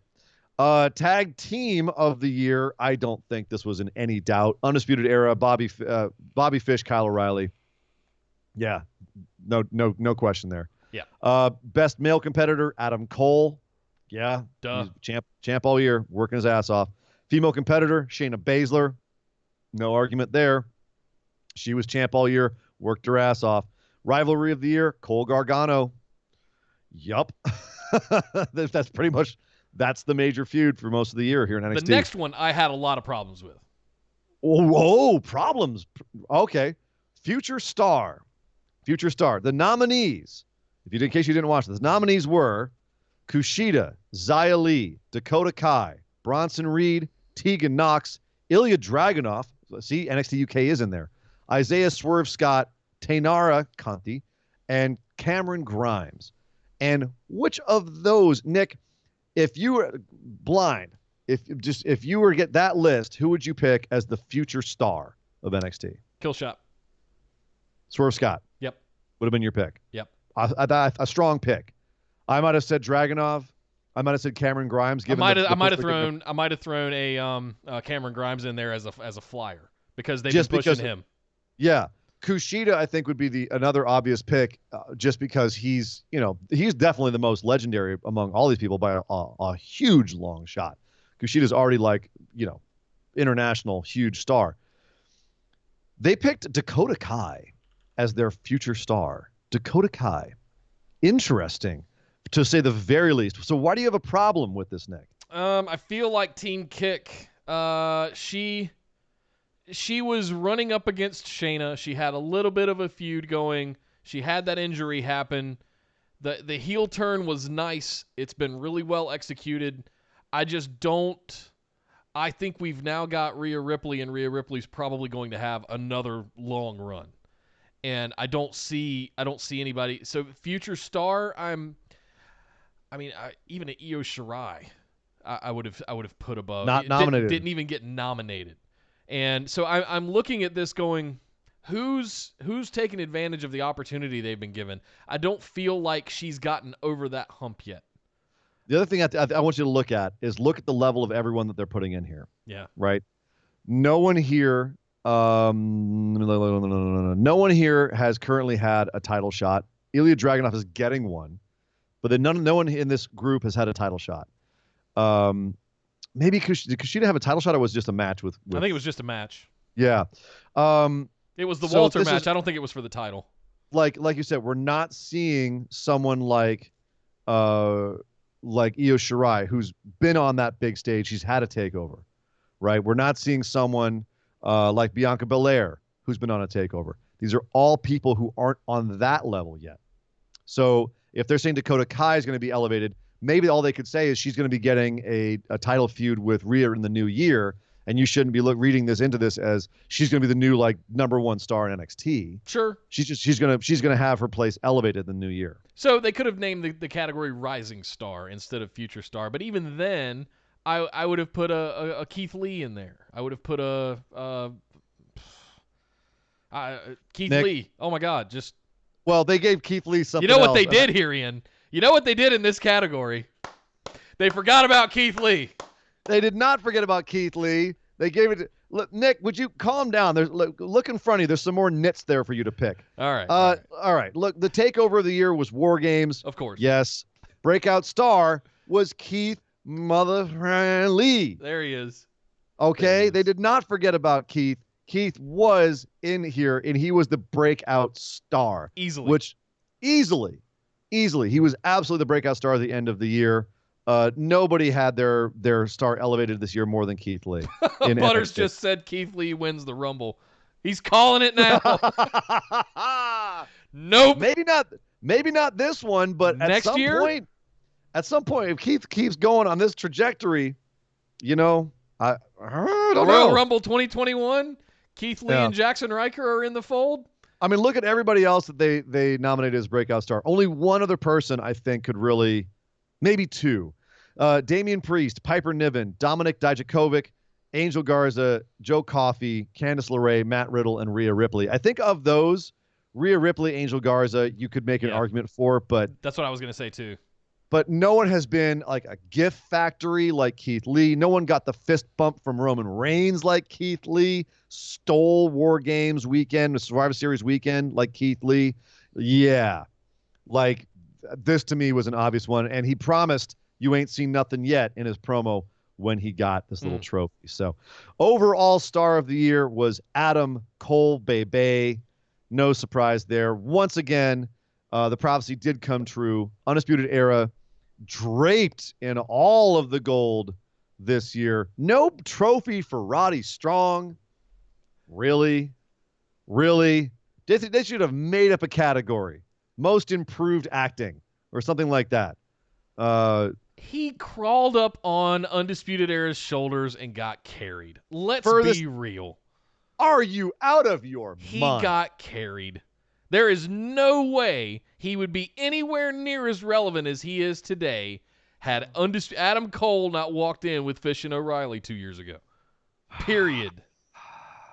He was mostly just laughed at 2 years ago. He was, are you kidding me? Title shots, great underdog. Telling trailer park stories of growing up. Oh, my God. Oh, it was awful. This is why he hitched his wagon to UE and rode it all the way home. And good for him for finding the right way to do that. The fact that he's your North American champion right now shows that he is legitimate. Like hitching a wagon. No. He decided to go with guys who it was a mutually beneficial to have him in this group. Mutually beneficial. They improved. He improved. Everybody's happy. Roderick Strong should have gotten a damn award. My point is UE would still be UE draped in gold without Roderick Strong. Roderick Strong probably wouldn't have a title without UE. They wouldn't have all four belts. It would. He'd just be a face instead, and he'd be still driving you nuts with his promos. Right. All right. The big news from NXT this week was the Dusty Classic starts next week. Oh, God, I'm so excited. What were we saying when they announced it? We were like, with what tag teams are you going to have a Dusty Classic? And when they gave us the brackets, they've kind of proved us right, Nick, because they had to pull half their tag teams, if not more, from NXT UK, or they just had to make up tag teams, which, granted, they always do just a little bit, but not like this. So here are the brackets. In Block A, Imperium, which is being represented by Eichner and Barthel, versus your boys, the Forgotten Sons, who are going to get taken out in the first round, calling it now. Other Block A pairing, Matt Riddle and Pete Dunne. There's an interesting tag team. Versus the recent UK tag champs, Mark Andrews and Flash Morgan Webster. That's going to be a fun match. Hell yes. That's going to be a fun match, dude. Damn. So the winners of those two go on to face each other and then go on to the finals. Block B, the Grizzled Young Veterans, also recent UK tag champs, versus Kushida and Kushida's just got a bunch of question marks next to his name. He doesn't know who his tag partner is going to be. Who do you think it will be, Nick? I have no idea. Who's left? Cameron Grimes. I wouldn't be mad at a Kushida Trevor Lee pair up. I got to admit that. He has earned Cameron Grimes' respect. And Cameron Grimes has earned his There's some story respect. there. I'm just saying. There is some story there. All right. I'm just saying.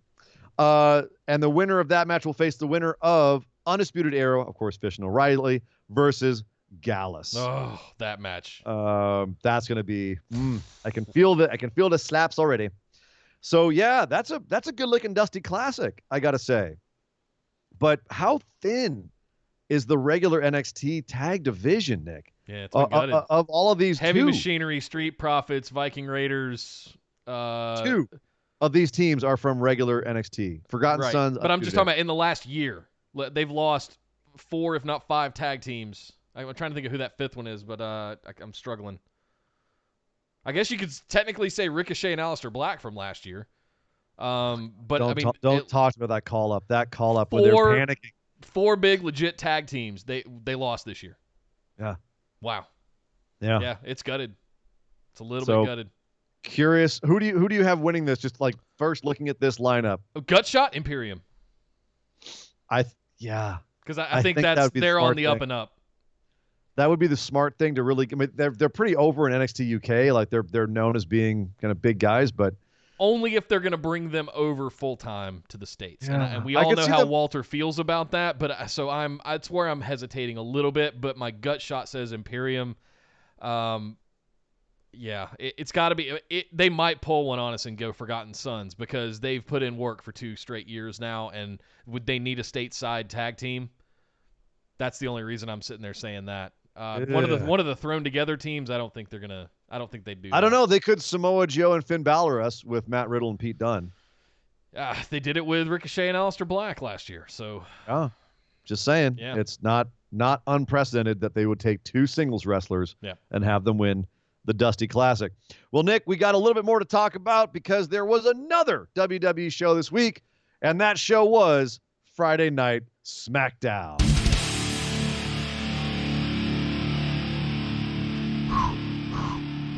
we're marathoning today, guys. All right, tonight. What is tonight? I don't even know what day it is BWO. anymore. It's Saturday, right? Last night on Friday Night SmackDown. Look out the before window. Is we it watched bright out? 6 hours of Wrestle Kingdom. Oh, okay. The Usos. The Usos are back. We had a match. You get on me about spoiling Rusev jumping out of the cake, and you open SmackDown with, the Usos are back. They got a haircut, I mean, too. They apparently. did get a haircut. Yeah. They did get a haircut. I think they thought that Jimmy was going to jail, so they gave him a nice haircut to make it work out for him. But luckily, he's got a good lawyer. Yeah. Because he's not going to jail. In fact, he's back and in a major angle with Roman Reigns. The 3 Samoans are back together. So this was originally Roman Reigns and Daniel Bryan versus Baron Corbin and Dolph Ziggler, Which is weird. Weird. Weren't Roman and Daniel Bryan just like at each other recently? Yeah, but remember, like they kind of came around each other by the end of that whole thing, and they had some respect. Although Daniel wasn't ready to join the Yes Movement again, and whatever. This all started because Daniel Bryan said backstage he's not afraid of the Fiend. He's unbreakable, even though the Fiend has broken Seth and Finn and Miz. Not him. He will not be broken by the Fiend. All good babyface stuff. They go out to have the match, and the Fiend goes, "Yeah, no, pal. You can't put my name in your mouth and expect not to get slapped."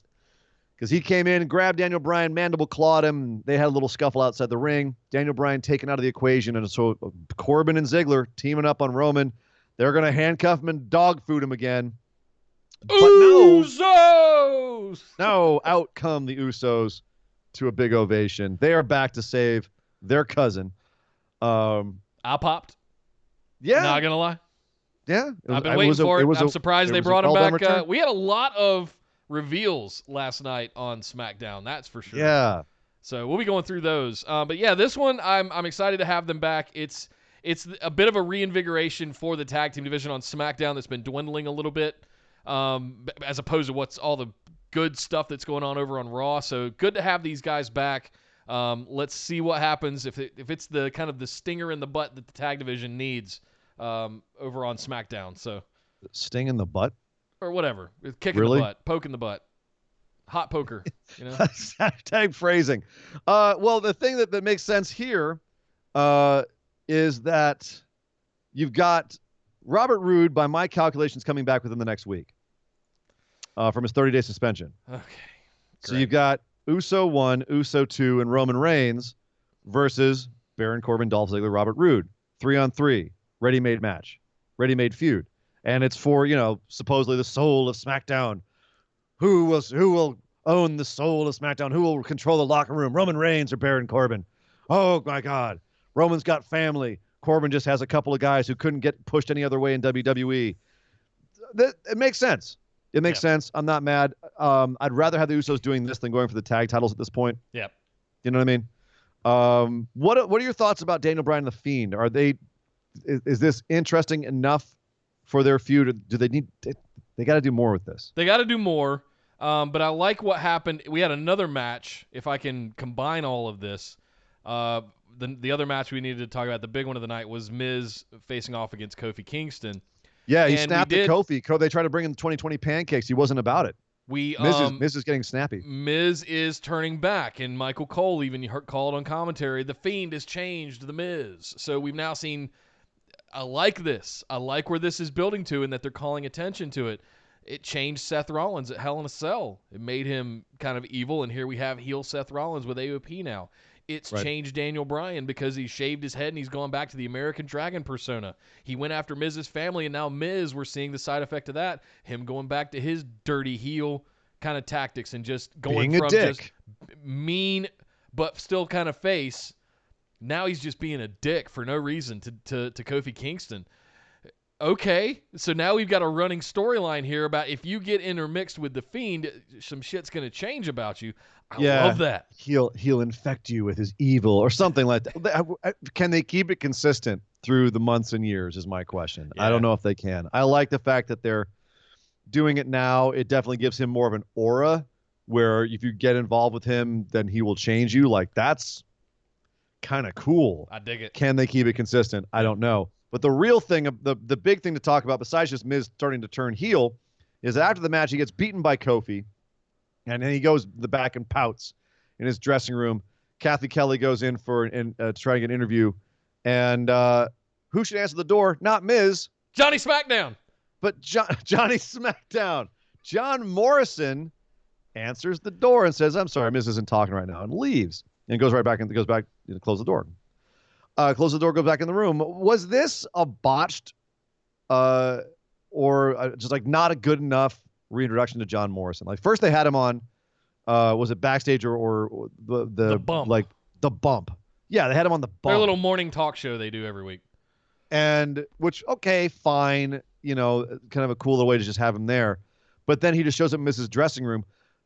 Like, were they afraid he wasn't going to get a big enough pop if he came back at the Royal Rumble, or if he just like came out like the Usos did? Like, was that what it was? They were afraid people had forgotten about him? I don't know. I mean, the easy answer is to say, trust the fans. We will be there, and pop him at Royal Rumble as number 22 or something. Remember AJ when AJ came out at the Royal Rumble? Oh God! The reports were everyone backstage was absolutely floored. They had no idea AJ was going to get that kind of pop. They were like they put him where they did because they thought no one would know who he was. He could go out there and show them some things.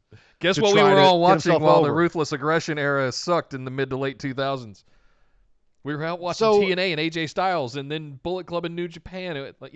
We know who AJ Styles. We know who John Morrison is. That's so. This is the Johnny this is Impact, Johnny Mundo, formerly John Morrison on WWE. We know.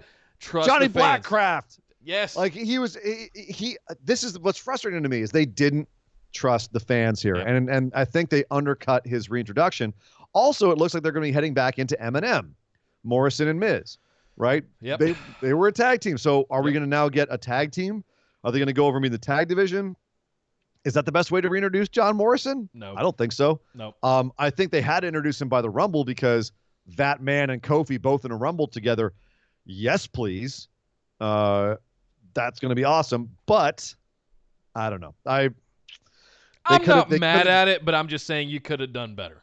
They could have done better. They did my boy Johnny a little dirty. I'm not going to lie. Yeah. Little note about this, by the way. I love that Ricochet tweet, like they had the clip of Morrison opening the door, and Ricochet tweeted at WWE or whoever posted it, tell him to fight me. And Baron Corbin responded to Ricochet, he's on another show, you idiot. Rick, still learning the brand split just as we all are. Trying to figure out. I was actually going to say Big Banter Corbin throwing down again. Loving it. We also had a tag match, Dana Brooke and Lacey Evans versus Sasha, Bayley, and Alexa Bliss and Nikki Cross. Triple threat. This was interesting. Lacey Evans, women's right to Sasha Banks. Dana Brooke, brutal senton. 1, 2, 3. Dana Brooke pins Sasha Banks. My goodness. What do you make of this, Nick? What do you make of Dana this Brooke? whole match over delivered for me is what I think. Yeah. Big time. I love that they're just continuing to give Dana Brooke. They're not throwing it in our face. They're letting her go out there. They're giving her the opportunity, and she's really she's might be one of the most improved women in WWE right now. So let's continue on this ride. We're not at the destination yet. It's fun watching someone really grow. And we've been on this. Dana Brooke's been around forever now. And we've all kind of wanted her to get this opportunity, and it looks like she's getting it. Is it being paired up in a tag team the right way to do it? I don't know, but I'm not mad at it. Because you can't have her just go out there in a singles match with Sasha Banks and win. That said, after this, that's probably exactly what we're going to get, as one of these two will inevitably end up in a SmackDown Women's Championship match with Bayley. Possibly at Rumble. I don't know. We've got 4 weeks now. I think it's interesting that you're letting them slide the fact that Bayley has no real competitors right now. Maybe they're trying to build up Dana for a shot at the title that then can, Bayley can actually like win and look good, but I'm not really sure what their plans are here. And Alexa Bliss and Nikki Cross, they were just kind of there just to be there. Hey, remember us? But aside from that, this was an entertaining match, and I loved seeing Dana get some rub, so hashtag crazy. Better. Hello, Batista, is that you? Braun Strowman had a match with Cesaro. A very entertaining match with Cesaro, by the way. Like, Cesaro is the dude to put with Braun Strowman because he's strong enough to be able to hang with him. But, of course, he did eventually lose to the Monster Among Men, which makes complete sense. And then Shinsuke Nakamura was out to beat up Braun Strowman. So it looks like we are indeed getting Strowman and Nakamura. Does that mean they're going to have a title match and that takes them both out of the Rumble, which I think is a good idea?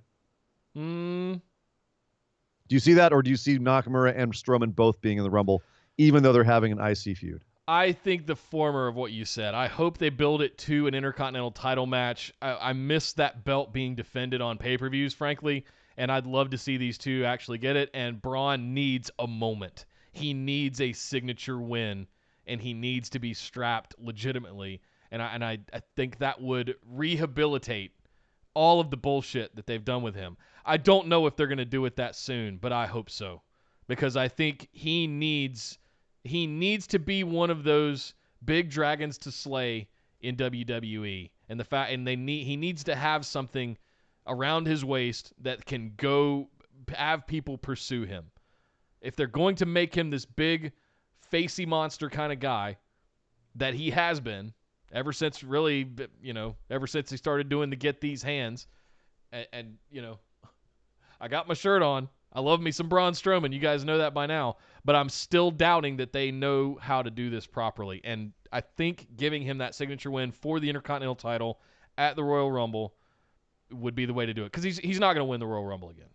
Let's be clear about that. So again? Well, I mean, he's not going to win the Royal Rumble. No, I don't think he is either. I don't think Strowman is.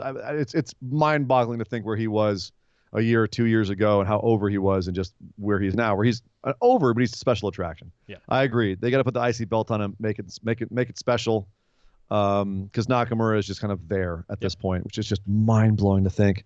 Nakamura at the beginning of the 2010s, Nakamura now. How WWE is just how did they do that? He's getting that paper though. He's good for him. And he's chilling. He's not getting his head kicked off by people anymore. Yeah. He's not having to work his ass off. He's getting to surf and he's getting good money and he's the IC champ. So I ain't mad at him. Live your best life, Shinsuke. Word. Going back to the love story we talked about earlier in the show, Otis and Mandy. Nick's favorite love story on wrestling television. All in the feels. Otis had wanted nothing to do with Mandy this week after he misinterpreted last week that he thought that Mandy stomped on his fruitcake, but really it was that dastardly Dolph Ziggler. This week he was hurt. He didn't want to talk to Mandy. Why don't you ask Dolph Ziggler? Yeah, your boyfriend. I'm coming. And he's just in the back doing curls with a beer keg. I love it. God, I love that man. It's the details. It's the details. Yes. So he had a match with Drew Gulak. Gulak, of course, relegated to enhancement status at this point. So it seems like Mandy is now kind of pursuing Otis. I like this little inversion. I'm curious where they're going with this. This is Nick. They've got my attention with the love story in WWE. This is how you do it. Rare right. to never. This is how you do it right. You make it genuine. You make it pure. You make it innocent. Let's not get in crazy. The cheating angles. Listen, okay. Not in the cheating angles and Lana bullshit. This is hitting all of us wrestling nerd dudes right in the feels, right? We've all been Otis in this situation at some point in our lives. So I'm digging this. There's something just innocent and pure about this with Otis that really just catches me. So I am digging it. I don't think it's silly at all. I think it's one of the best things they're doing in WWE right now. So we'll see where it goes, and I don't doubt they're going to screw it up somehow. What's going on? I hope not. Yeah. I hope not. But let's see. So Chad Gable and Dash Wilder had a match. This is interesting. Okay, so you have a tag guy wrestling singles, Nick, which we were recently talking about in AEW as being a thing. So this was strange, but they kind of just underscored that he shouldn't be a singles wrestler, is all they did. Because they had Chad Gable just beat the crap out of him, tap him out in an ankle lock. Pretty straightforward. So was it nice to see a tag guy working singles, or was it WWE kind of underlining that tag guys aren't on the level of singles guys? Is it a prelude to put Chad Gable back in I mean, we've seen him with Mustafa Ali. Is it a prelude to seeing Chad Gable back in a tag team? Well, I would say that if what happened, I would say that if what happened after this match hadn't happened, which is Sheamus also returning on this show, Shemame, looking coming real jacked, baby. He's looking real jacked, baby. There was rumor, and I think Sheriff goodness. McDonald told me this last night, that Vince had sort of made fun of him, essentially calling him fat. After he had left, when he was out healing his back and on a lot of medication and stuff like that. So Sheamus kind of took that personally, started the Celtic Warrior gym and all of that kind of stuff. And man, that dude is cut the F up right now. Would that we all could be fat the way that Sheamus was fat. I'm just going to throw that out there. Right. So he had like a 2% fat lipid layer, and Vince is like, you pig. Look at you. You disgust me. And here's Otis. Right. Which of course Vince makes him take off, like Otis now has to come out without his singlet on. He just comes out in trunks to show off his huge belly. Yes. And I love it. Oh my goodness, Vince. But again, so Sheamus comes back. It looks like he's going to save Chad Gable from a Revival beatdown. But after Brogue kicking both the Revival boys, he then beats the crap out of Chad Gable and says he's there to put the Shenane back in Smackdown. He's back to save Smackdown. So are we going to see Chad Gable versus Sheamus? And if so, is that the best thing for both guys? Possibly. The thing I wanted to call out here was like the huge pop, huge ovation for Sheamus to return. And within 2 minutes, he's a heel. Whoop. Yep. He's a heel. We didn't know. Oh, okay. Hey, so nice to see you. Oh, damn it. Okay. Yeah, well, that's fine. Right. The Brogue kick still looks fantastic. I love it. Oh, because he's known as being one of the stiffest guys at WWE. Like who he's actually kicking you. Yeah, can take a bicycle kick and just make it look devastating, right? Because it really is. Like he's hitting the crap out of people in there. I love how stiff Sheamus is. Anyway, so that's pretty much it for. Oh God, there was an Elias segment. Elias came out and sang to the crowd. Elias apparently as well. That's really pretty much all there is to it. Elias came out, made fun of things. It was cute. It was fun. Yep. That was about it. So that is SmackDown, sir. Nick, we have a couple more things before we get out of here today. Okay. We have a little something one of our listeners, Sean Clark, inspired us to do. It's called a moment of positivity. And that's where we look back at the last few days in wrestling since we've done our previous show and look at the things that made us smile, that made us happy, that are positive, that make us happy about to be wrestling fans, things that we want to share our joy with our listeners, with you guys listening to the show right now. And please, by the way, if you are listening to us, go to our Facebook discussion group, BW discussion group, go to Discord. Let us know what your moments of positivity were, things that made you happy to be a wrestling fan, things that happened this week that you went, that was awesome. And I gave you a big smile. Nick, what was your moment of positivity for this week? I'm torn because there's several. The one that probably I smiled at the most and got the most excited about was Ricochet coming out for the save with Andrade. Really? I think because of the potential of a Ricochet Andrade feud, especially now that Andrade's got the U.S. title. Yes, please. I'm all in on a Ricochet and Andrade crazy flying, stupid, silly match that we're going to get out of those two for the U.S. title, hopefully at Royal Rumble, if they build it.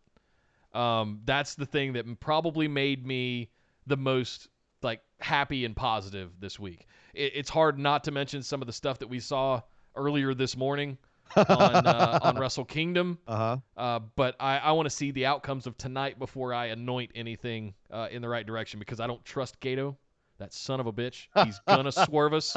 He's gonna mess us up. So I don't want to put my vote out there and have it be completely double stomped on by Gotoh The tonight. dragon has been slayed. Jay White will not become the first double champ, man. Like, we were talking about that every time we mentioned it. We were like, oh yeah, it's gonna be. You were like, it's gonna be Ibushi, and I was like, it's gonna be Naito, and then we were like, okay, but we both know it's gonna be Jay White but it's really gonna be Jay White. Gotoh, in Right. the Gotoh, doon doon doon doon doon doon in the Gotoh, doon doon doon. Not anymore. Both of them are out. Ibushi and White are out. Now it's all on my boy Naito. Naito, bring it home, baby. Bring it home tonight to daddy. I've been proselytizing. I'm a part of prayer circles for Naito. Come on, Stardust champion. Oh, come on. What about you, Surrey and Dangerous? What was your moment of positivity? Hiromu Takahashi walking out of Wrestle Kingdom. Oh, see, that's good. Oh, Hiromu Takahashi, after witnessing him live break his damn neck. And I can't believe they showed the replay of it last night. Well, they didn't show the actual hit. They did. The bridge. They showed the move. They showed they showed the move into it, but they didn't actually show the connection. And it's you could see it coming. You're like, no. That actually got out of me. Exactly. And then they cut away from it. Yeah, exactly. You had to, because it's so cringy.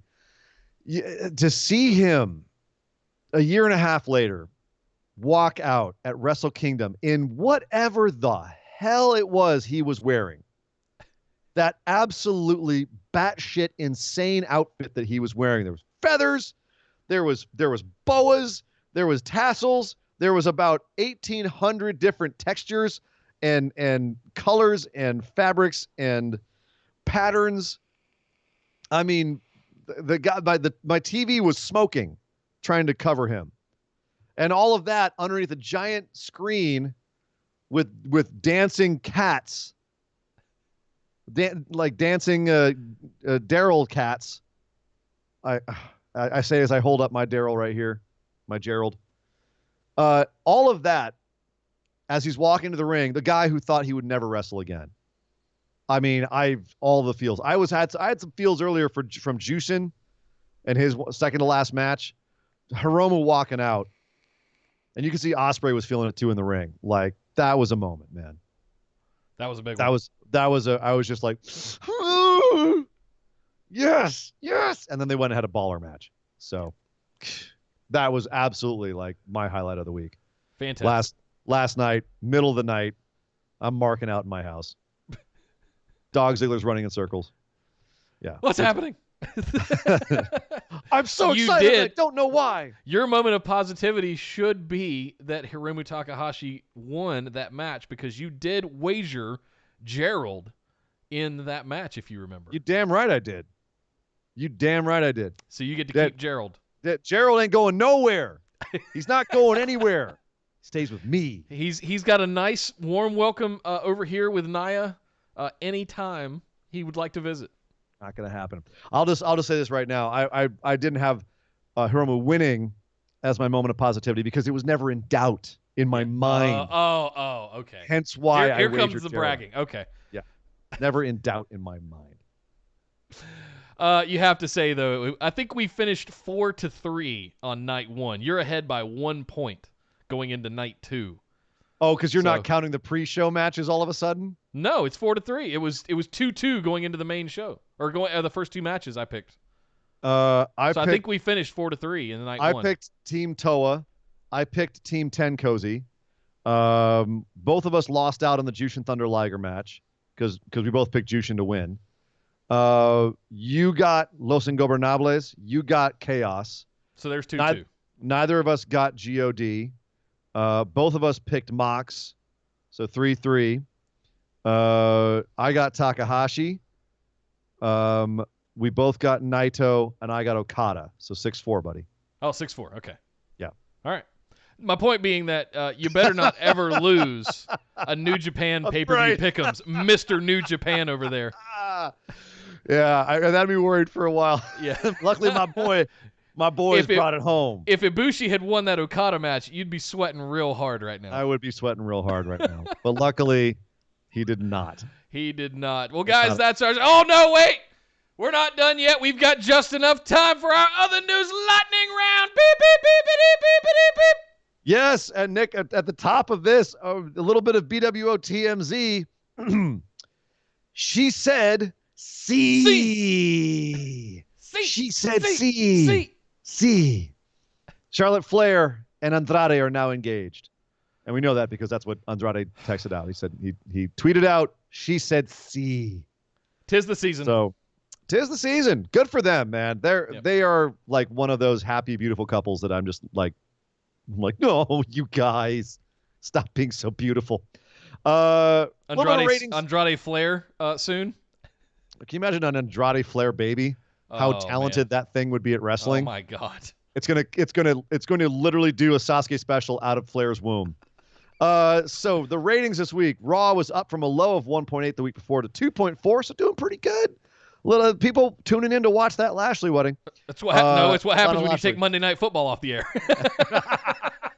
Yeah, no football competition will give you a nice little whoop. Yeah. No problem. AEW and NXT. AEW with NXT with a 548,000.15. Not surprising, as you said, considering it was a recap episode. AEW crushing it, nearly a mil, 967,000 with a 0.38. No real surprise there. I'm not really taking this as anything. Just some interesting note. Interesting to note that those were the numbers. NWA Power this week was very fun. If you haven't seen it, Nick Aldis finally showed his true colors. He's a heel. He's a dick heel in a suit. Slimy dick heel in a suit. He's a dick heel in a suit. And Tim Storm, wholesome Tim Storm with his mama Storm. He is once again the white meat babyface gunning for that bastard Aldis. The long-term storytelling between Storm and Storm Aldis might be low-key one of the better feuds of the last few years. Like just like the long, it's been going for a while ever since Storm lost the belt. Like it's been a really great build. I love what they've done with it. And this week on Power was a really great example of some of the nuances they're putting into it that are just fantastic. So check out Power. Don't worry, Cornette's not going to offend you if you go watch now because he's not on it anymore. No. Speaking of being Bennett offended, is fantastic, by the way. What's that? Stu Bennett is fantastic. Yeah, he is. Yeah. Well, that guy was always a good talker. Yep. Speaking of being offended, Lars Sullivan. Oh boy. Okay, strap in, Nick. No. Wrong choice of words. No. Oh, sorry. Okay, Lars Sullivan this week had some interesting videos from his past resurface, which is particularly of note because he himself has been was very vocal on some bodybuilding message boards about his anti-gay beliefs, his homophobic beliefs, including saying that if someone was a closet homosexual in their workplace and he found out about it, he would socially shun them the way they deserve to be. Among many other racist stuff that came out, and he got in a lot of trouble for it earlier this year, and then he got injured, and then he's been out for the rest of the year. And he's had some documented mental health problems before with WWE. He was supposed to have a match with, I believe, Cena at WrestleMania, and that got scuppered because he had an anxiety attack when he got called up. So lots of issues with Lars Sullivan. Only now there's some porn videos of him that have come out. A couple of porn videos where he did some male porn when he was much younger, in about, I think, 2009 was when they dated it from. Obviously, no word from him, but the internet exploded. People coming out on every side of this issue. And all I have to say is I really feel bad for this guy in the sense that there's obviously a lot of something going on upstairs with Lars Sullivan, where, I don't know if this is like misdirected anger on his part that he was putting out there on the message boards, some sort of self-loathing thing. I have no idea, but good grief, Nick. That was a twist I did not see coming. Me either. And I think that's really all we need to say about it. All right, moving on. BJ, speaking of harsh things, BJ Whitmer says his wife, Kelly Klein, current Ring of Honor champion, although not for long because she's having issues with Ring of Honor, BJ Whitmer called Kelly Klein out on Twitter this week saying that she had cheated on him and that they're getting a divorce. Well, BJ Whitmer is currently a producer and sometimes wrestler over in AEW. So, Nick, is it appropriate now to say that Kelly Klein on her way out of Ring of Honor, Kelly Klein, not to AEW? You heard it here first. Kelly Klein, nope. That door, I believe, is closed now, Kelly. Oh, boy. My goodness. Yeah, careful of that OPP right there. Yeah. But in happier TMZ news, Nikki Bella announced that back in November, she got engaged to, and forgive me for this name, to Artem Chigvintsev. Chigvintsev? Somebody help me pronounce that. It's going to be Artem Bella. Artem Bella. That's a great call. Artem Bella, who, if in case you didn't know, was her partner on Dancing with the Stars, which I've always said. Her dance instructor, basically. Don't ever let your significant other go on Dancing with the Stars. Like, good grief. All they're doing is writhing up against some other lithe body for hours and hours every day. What did you think was going to happen? That's like, when I think about Angel Garza, I think of him as a dance instructor at Dancing with the Stars. Seriously. Oh, my God. Right? Isn't that perfect? He would be, that's when you let your significant others go on Dancing with the Stars, they're going to be with guys like with Angel Garza and apparently Artem Bella. Can you imagine the number of Dancing with the Stars babies that would happen if Angel Garza was an instructor over there? Oh, Hello, God. I am your instructor today. Perhaps you would like to gaze upon my incredible pants bulge. And he rips his pants off. Yep. I'm causing all kinds of divorces.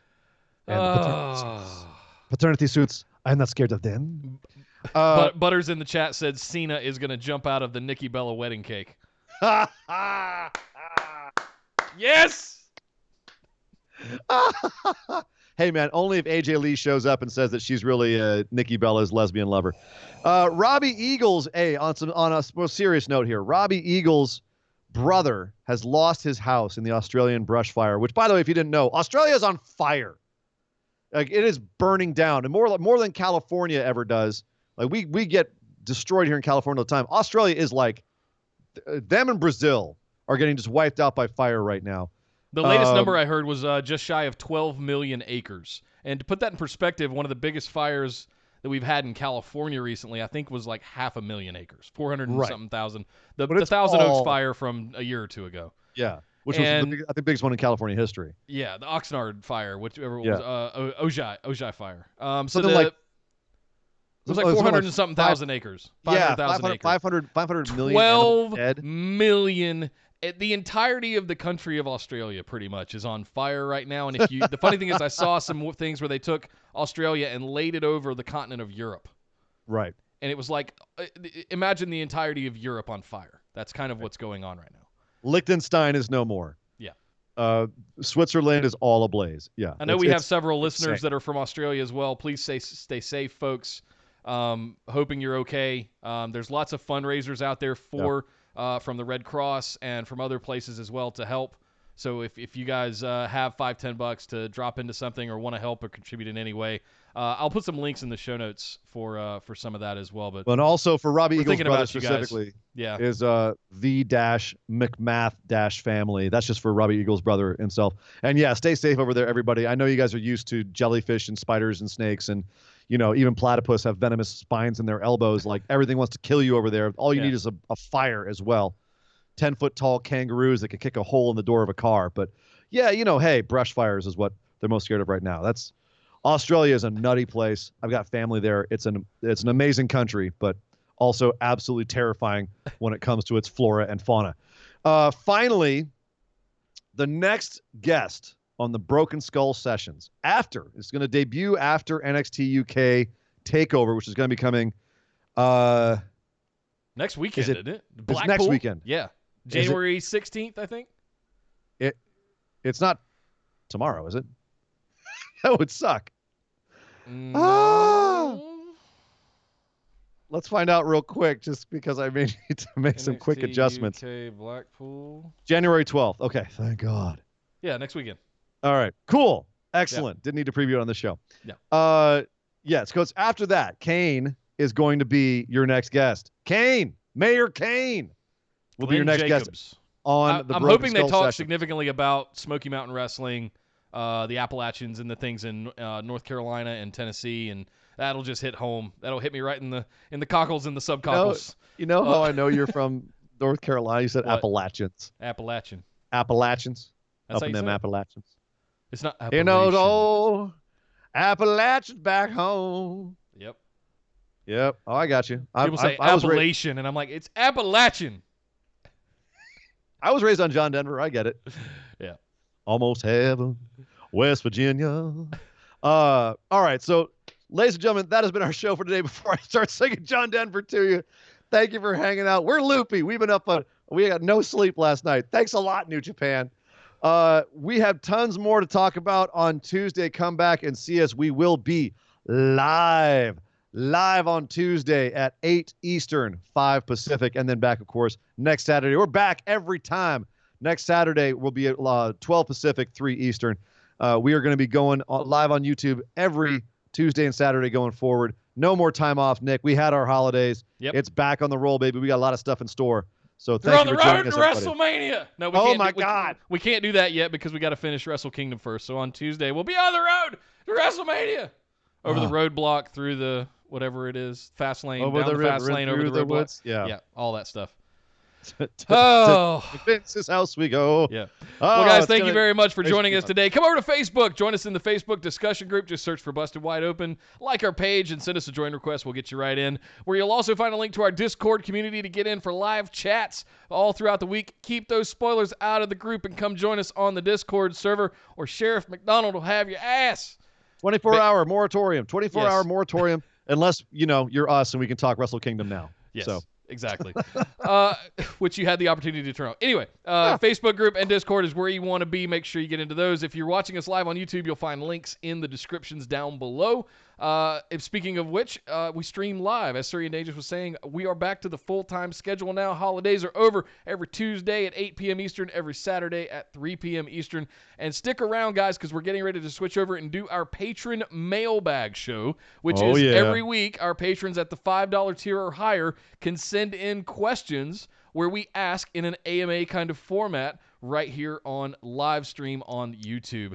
To get in on some of that, you need to head over to patreon.com/BWO, where you can find that tier and many more to sign up for and send in your questions every single week. You'll see some of the posts in there from previous questions and previous episodes, as well as getting access to the show notes for every single episode, bonus episodes, sweet swag, Skype calls, Ric Flair, no lizard shoes though, those are sold separately. All kinds of good stuff. Patreon.com/BWO. Can't keep these gators down. Can't keep them down. But my name is Nick Howell. You can find me on Twitter at DataCenterDude. And I am Sir Ian Dangerous. You can find me on Twitter at Sir Ian Dangerous. But by God! Would somebody stop the damn match? This show is part of the Orbital Jigsaw Network. For more episodes, subscribe to us on iTunes, Google Play, or Stitcher Radio. For details and show notes from each episode, check us out, orbitaljigsaw.com.